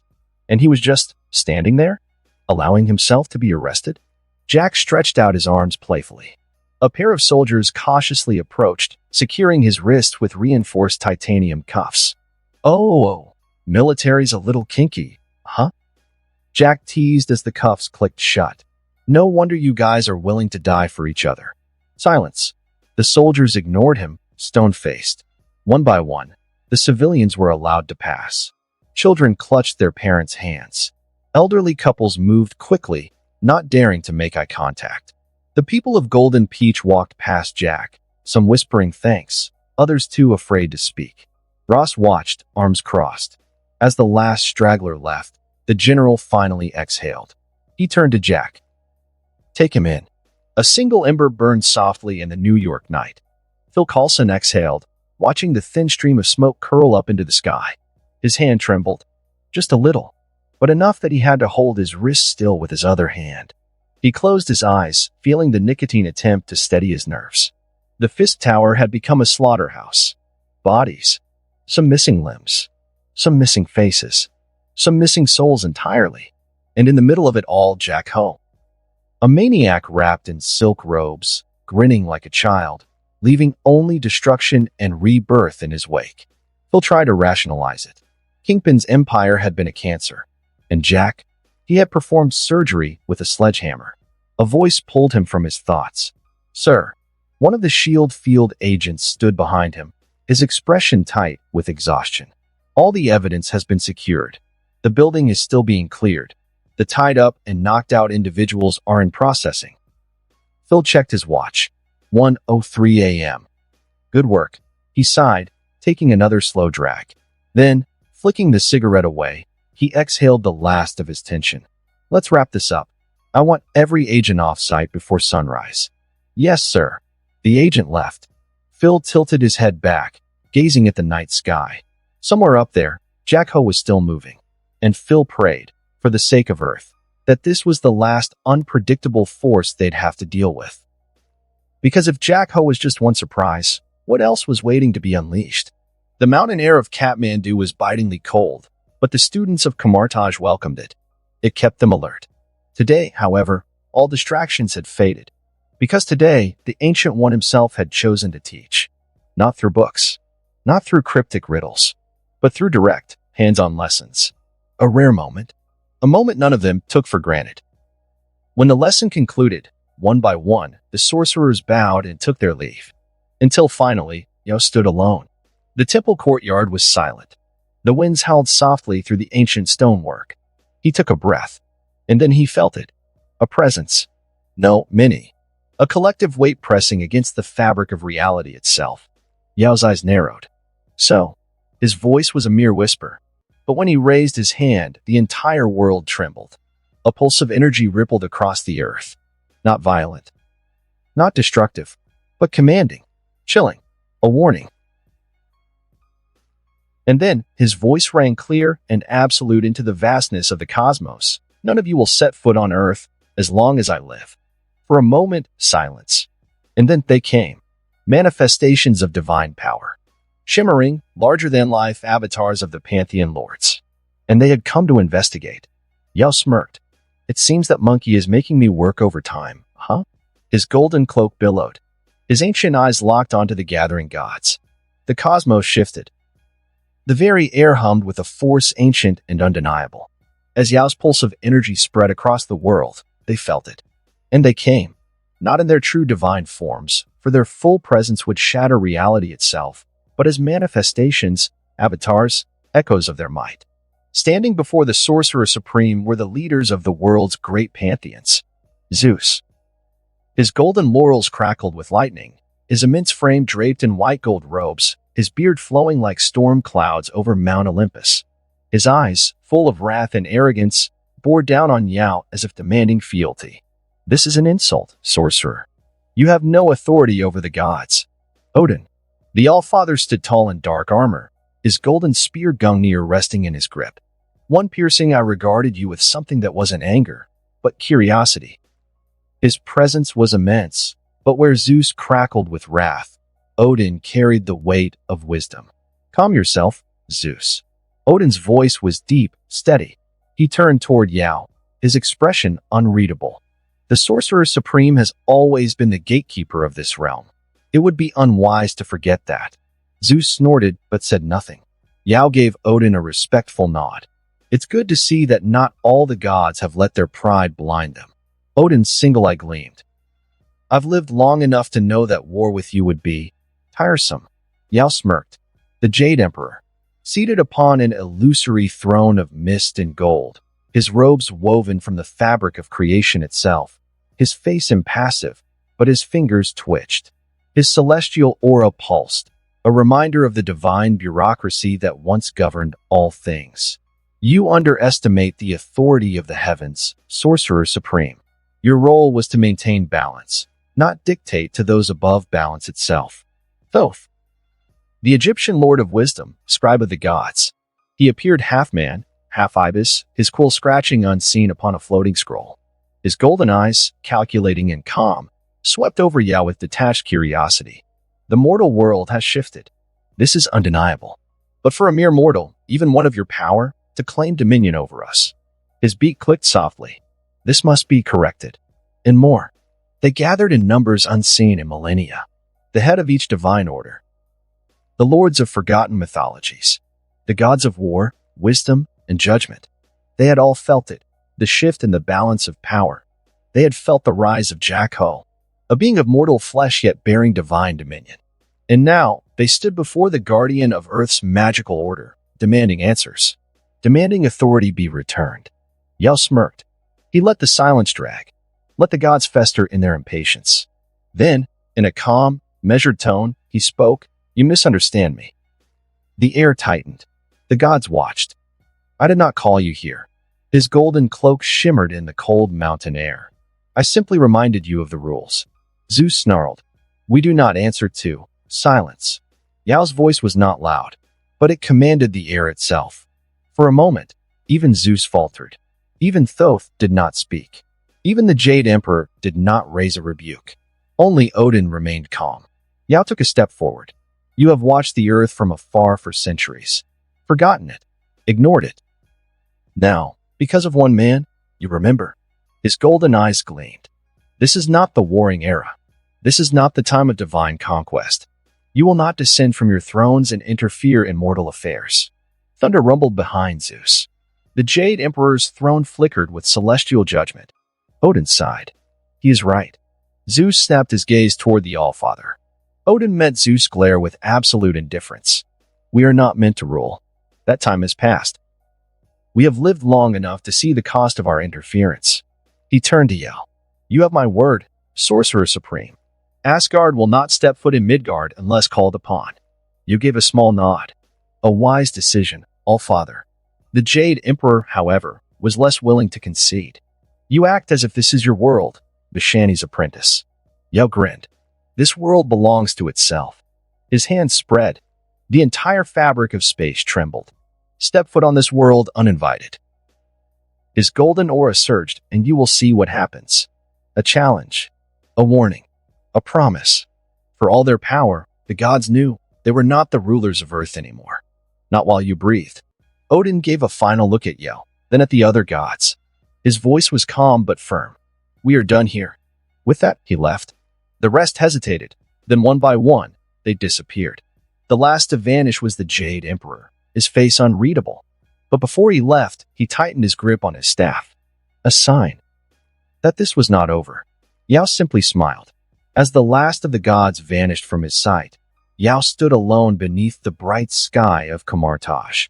The world was quiet again, but his mind was not. He sighed, running a hand over his smooth scalp, feeling the weight of the confrontation settle on his shoulders. His golden eyes flickered as he turned his gaze downward, toward Earth, toward Jack Ho. That lunatic, that chaotic whirlwind of a man. And yet, Yao chuckled. Because, despite everything, Jack had been right. His words echoed in Yao's mind. You protect them as a collective. As long as they live, as long as they're not swallowed by mystical beasts, it's all good, right? Yao let out a small huff of amusement. I suppose you have a way with words more than I do, Jack Ho. It was a rare thing for a mortal to make the Sorcerer Supreme reflect on his own role. But Jack had done just that. Because, unlike the gods who sought to rule, and unlike himself, who sought to protect, Jack Ho simply did whatever the hell he wanted. And the world, for better or worse, was changing because of it. Yao looked once more at the earth. His golden cloak billowed. The future was uncertain, the balance delicate. But one thing was clear. The age of gods and kings had long passed. Now it was the age of Jack Ho. And whatever came next, Yao would be watching even if it's just for a little while. Inside the dimly lit military Humvee, tension hung thick in the air. A dozen rifles were trained on Jack, their barrels steady, their fingers twitching near the trigger. Jack, however, remained unbothered. In fact, he was enjoying himself.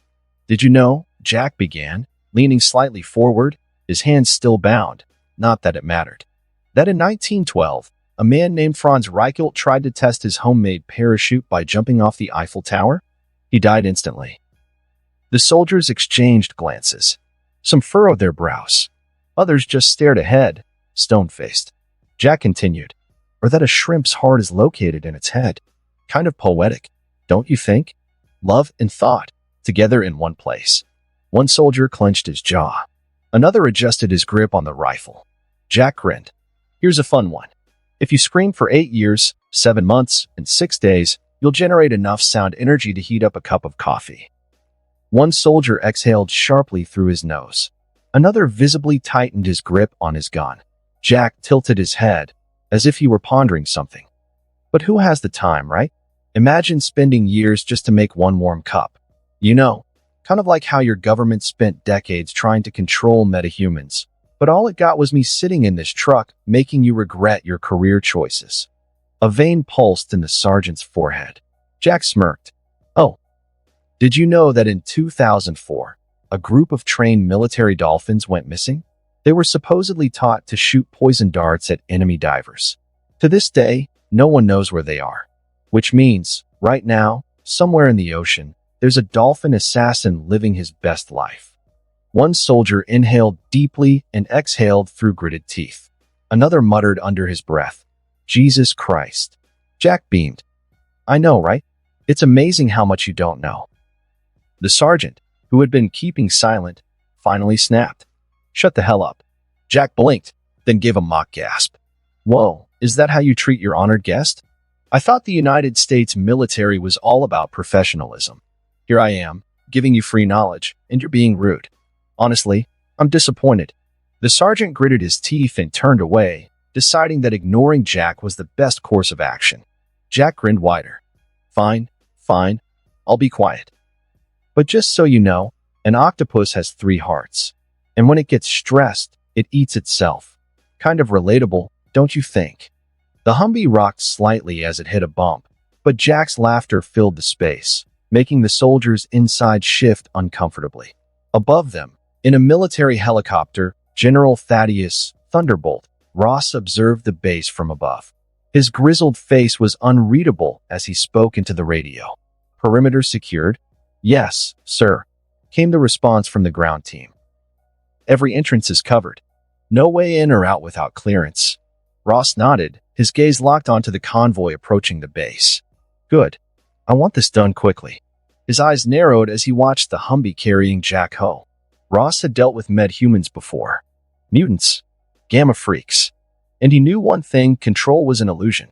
The only way to contain something like Jack Ho was through overwhelming force. And if that didn't work?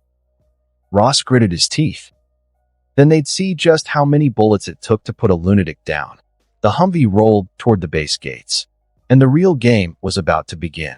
The Humvee screeched to a halt, dust kicking up as the vehicle came to a stop inside the military base. Before anyone could say a word, the doors burst open as the soldiers inside practically threw themselves out, gasping as if they had been suffocating. Jack, meanwhile, stepped out casually, still cuffed, a wide grin on his face. And that, gentlemen, is why I don't recommend dating an IRS agent. The nearby soldiers, already tense, just stared at him, unblinking. One of the officers, Colonel Jacobs, stepped forward, his face hard as stone. Shut the hell up and start moving, you lunatic. Jack clicked his tongue. Such hostility. I thought you'd at least buy me dinner first. Jacobs took a threatening step forward, but Jack was already moving. As he walked, he began singing. Musical notes, it's gonna be me. Musical notes, and not just singing. Jack started dancing. Right there, in the middle of the heavily guarded military base, surrounded by soldiers with loaded weapons, Jack broke into a full-blown boy band routine. He popped his shoulders, did a dramatic spin, then moonwalked for good measure. One of the younger soldiers whispered to another, Is he doing NSYNC? The other soldier just shook his head in horror. Even Colonel Jacobs looked like he wanted to shoot himself. Jack kept going, his steps perfectly in sync with the song in his head. And then he stopped, because he saw her. Standing near the entrance of the main facility, waiting for him, was none other than William Stryker, a man infamous for handling med-human cases in the United States. A man Jack knew all too well. But Jack didn't care about Stryker. He cared about the woman standing beside him. She was beautiful, professional, glasses perfectly adjusted, posture rigid, radiating competence. But Jack's eyes, his golden gaze, caught something else. A BBB. Big. Beautiful. Breasts. Good Lord. Jack whispered, staring. Stryker narrowed his eyes. Something to say, Ho? Jack ignored him. Instead, he started walking properly for the first time since arriving. No more dancing. No more singing. Just a man walking toward destiny. As he reached Stryker, he casually snapped his cuffs. Crack. The sound of military-grade restraints breaking like brittle twigs made every soldier present tense up, rifles raised, fingers tightening on triggers. Jack kept walking. Stryker's face darkened. Restrain him now. A dozen soldiers moved in. Jack ignored them. His eyes were on one person, the assistant. As if the entire world had disappeared around them, Jack reached out, gently taking her hand. She blinked, slightly startled, but didn't pull away. Jack lifted her hand to his lips, brushing a slow, lingering kiss across her knuckles. Then, his voice dropped into a soft, reverent whisper. I have witnessed a tragedy today. The assistant frowned slightly. What? Jack looked into her eyes, golden and intense. An angel has fallen. Stryker's brows furrowed. What the hell is he? Jack kept going. And yet, my lady, I fear I am the one who has fallen harder. A platoon of soldiers suddenly rushed forward, tackling Jack. Arrest him quickly, get him down. Jack didn't resist. He let them shove him to the ground, acting as if the new, bulkier mutant-suppressing cuffs were actually doing something. Then, he looked at the cuffs. His eyes widened. Oh my. Jack turned his hands dramatically, observing the thick metal bands now clamped onto his wrists. I didn't know my tax money was going toward making BDSM tools like this. The entire squad froze. Stryker rubbed his temples. Shut the hell up. Jack sighed dramatically. Fine, fine. I'll behave. He allowed the soldiers to haul him to his feet, dragging him toward the interrogation wing. But as they moved, Jack spoke again, a mischievous grin on his face. Not that I pay my taxes. Stryker's eye twitched. Jack suddenly screamed. NOO. Erase the recording and CCTV. The IRS is watching. I swear I pay my taxes. The soldiers groaned, regretting every life choice that had led them here. The doors to the facility slammed shut. Stryker sighed, rubbing his temples. What a goddamn nightmare. Then he turned to his assistant. You okay? The assistant calmly adjusted her glasses. I'm fine. Stryker nodded, then turned toward the interrogation room. But what he didn't see was his assistant's eyes flashing yellow for just a brief second. Then back to normal. And she smiled. Jack was unceremoniously shoved into the interrogation room, the soldiers gripping his arms tighter than necessary. With a dramatic twirl, he let himself be thrown into the chair, sprawling lazily as if he owned the place. The door slammed shut behind him, leaving him alone. Jack let out a long, exaggerated sigh, then glanced around. It was standard. A cheap metal table, a chair for him, another for whoever thought they could break him, and a giant one-way mirror. Jack tilted his head slightly. Through his golden gaze, the glass was useless. He could see through it, at least 5 people standing behind it, watching. But he acted like he couldn't. Instead, he cupped his hands around his mouth and shouted toward the mirror. Can I get a gaming chair instead? My butt hurts after cleaning up New York City of its sins. He leaned back, kicking his feet up on the table. In a way, I'm kinda like a pastor. A man of the people. A spiritual guide. Just one that's willing to beat the shit out of people until they find Jesus. Silence. Jack tapped his fingers on the table. No upgrade. That's fine. Just know that by making me uncomfortable, you're violating my human rights. I will be calling my lawyer, and you will be hearing from Nelson and Murdoch. More silence. Jack smirked. They were stalling, waiting, trying to wear him down before the interrogation even started. Jack yawned dramatically, stretching his arms. Well, if you're going to take your sweet time, I might as well do something productive. He closed his eyes and descended into himself. Jack opened his eyes and found himself back at the peak of his soul. The mountain Huagua. Jack stood at the foot of his mountain once more. The air was thick with energy, humming with a presence that had grown stronger, deeper. He glanced up at the main temple and narrowed his eyes. It was bigger, not just in size, but in presence. The once modest structure at the peak had expanded into something grand, its golden roof gleaming under the ever-present sun of his soul. But it wasn't just the main temple that had changed. Jack turned, scanning the surrounding mountains. There were now 5 smaller temples. New. Unfamiliar. Jack muttered, rubbing his chin. More abilities? Or just new rooms for me to throw house parties in? He pondered. His golden gaze flickered as he considered something else. Was this connected to the sudden growth of peach trees in his real-world territory? Was the land giving him strength? Or was he giving strength to the land? Jack shrugged. No need to overthink shit I don't understand yet. And with that, he began climbing toward the peak. The main temple loomed before him, larger than ever.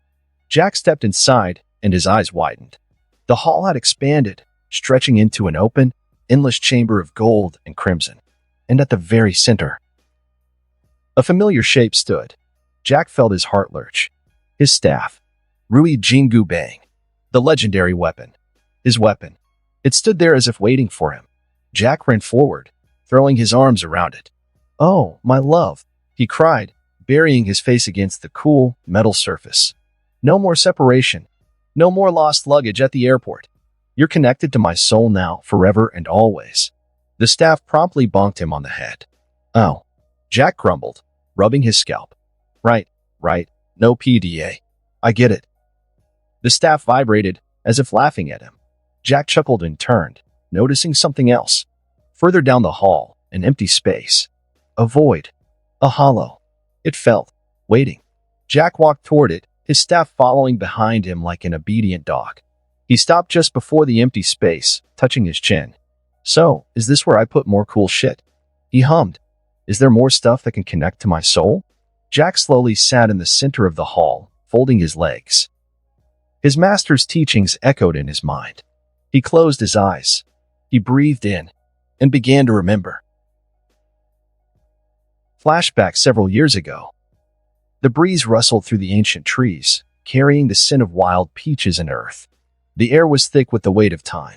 A young Jacko sat under the ancient tree, legs crossed, arms folded, scowling like a child being forced to eat vegetables. Before him, his master, Master Perv, stood with his hands behind his back, his piercing golden eyes watching Jack with amusement and mild disappointment. Steady yourself, stone monkey, his master commanded. His voice was like rolling thunder wrapped in silk. Feel your connection to the wind and the earth. Let the world carve its shape into your body. Temper it. Sculpt it. Become one with the flow. Jack's eyelids twitched. Atho, I don't know, you freaking old ashes. Jack threw his arms up in frustration. My body's still recovering from the bruises you gave me. His master tilted his head, unimpressed. Then, without hesitation, he bonked Jack on the head with a force that sent a sharp ringing through his skull. Bam! Jack yelped. Oh, you bastard. I swear to focus. His master's voice was as firm as stone. Jack clutched his head, glaring. I'm trying, you crypt keeper. But meditation is hard. I don't feel shit. I'm just sitting here like an idiot. His master sighed. I am teaching you what you already know. This should not be difficult. Jack blinked. Then his face scrunched up in pure disbelief. What? I never once in my life meditated before you kidnapped me. How the hell do I already know? Stop lying to me, old man. His master gave him a long, unreadable stare. Then, he scoffed, shaking his head. Do you know how many immortals would give up their immortality just to receive a single lesson from me? Jack rolled his eyes so hard it was a miracle they didn't fall out. Who cares? He scoffed. Who the hell would even want to be immortal? Sounds boring. Part of life is knowing you're gonna die someday. His master raised a brow. For the first time, Jack saw something flicker in his master's golden eyes. A moment of understanding. As if, for just a second, Jack had spoken a truth his master had long buried. Besides, being immortal means you can't claim life insurance. That's the real tragedy. Then, as expected, Jack ruined it. His master's eye twitched. Then, without another word, he grabbed Jack's ankle, hoisted him up, and whoosh, tied him upside down from a massive tree. Jack dangled helplessly, arms flailing. Oi, you geriatric pig. Jack howled. My body's still not fully healed. His master adjusted his robes, ignoring him completely. New lesson. Perhaps you can focus better while hanging upside down. Jack's eye twitched. You're just making this up as you go. His master was already walking away. His voice echoed through the courtyard. Find your center, Jack. Feel your surroundings. Come back to your senses. Jack glared at his master's retreating back. Then, as the blood rushed to his head, he muttered under his breath. One day, I'm gonna put your old ass in a nursing home. Jack dangled upside down, swaying slightly with the wind. His arms hung limp, his long black hair brushing against his shoulders as the blood slowly rushed to his head. The world around him remained eerily still. Above him, the massive ancient tree stretched toward the heavens, its leaves rustling like whispering ghosts. Below him, the old courtyard sprawled out like a faded painting, bathed in the soft golden light of the setting sun. The small wooden shack, where his master forced him to eat the most disgusting food imaginable, stood in the corner, weathered but sturdy. The training grounds, where his master had beaten discipline and trauma into his bones, sat right next to it, the dirt still marked with faint scars of their past sparring sessions. All of it looked so damn peaceful from up here, even if it was upside down. Jack sighed, exasperated. Find my center, he muttered under his breath, repeating his master's words. Feel the surroundings, feel the wind, let it carve me. He closed his eyes. Breathe in.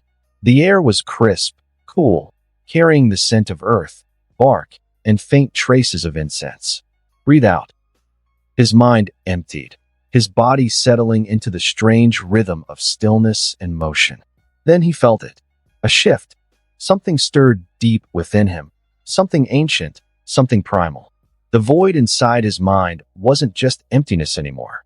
It was a canvas waiting to be painted. Then, for the first time, light. A specter of warmth. A sun.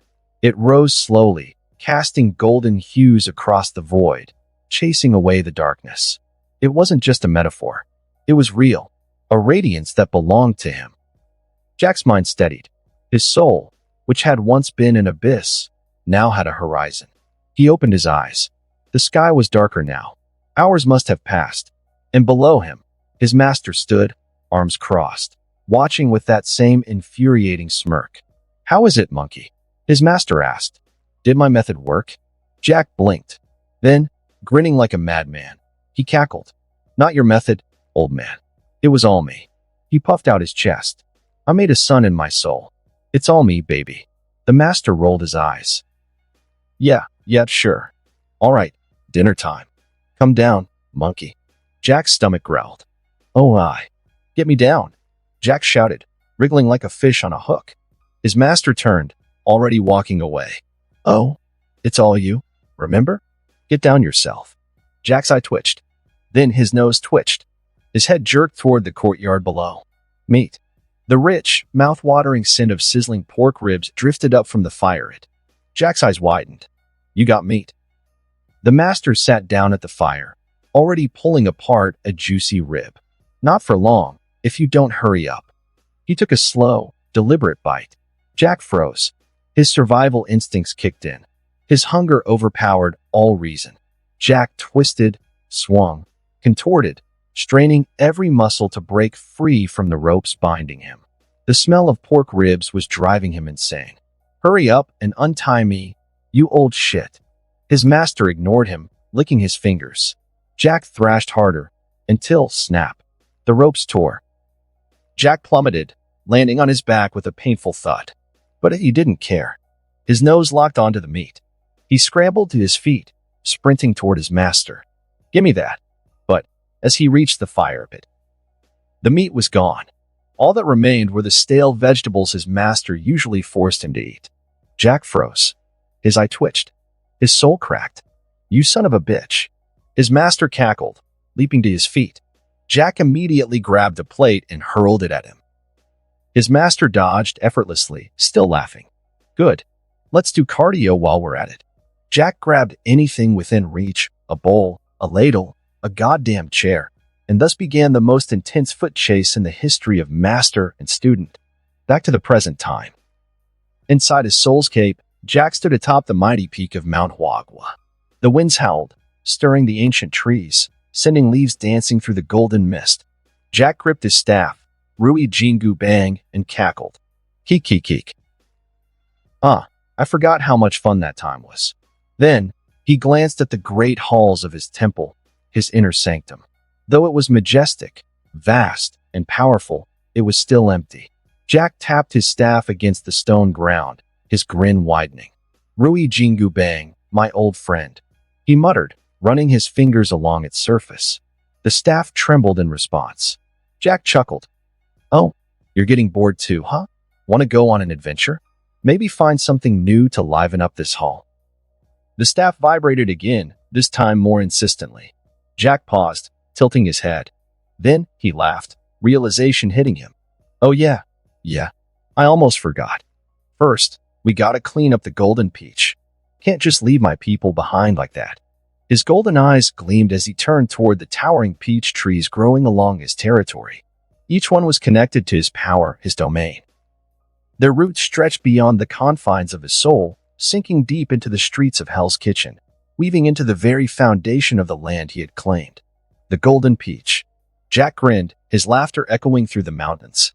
Keek. Let's finish up here. Then we'll go on a journey." Jack's eyes snapped open. He was still in the interrogation room. The cold, sterile air pressed against his skin, a stark contrast to the warmth of his soul. Jack tilted his head, stretching his arms as if he had just woken up from a deep nap. Then he noticed something new.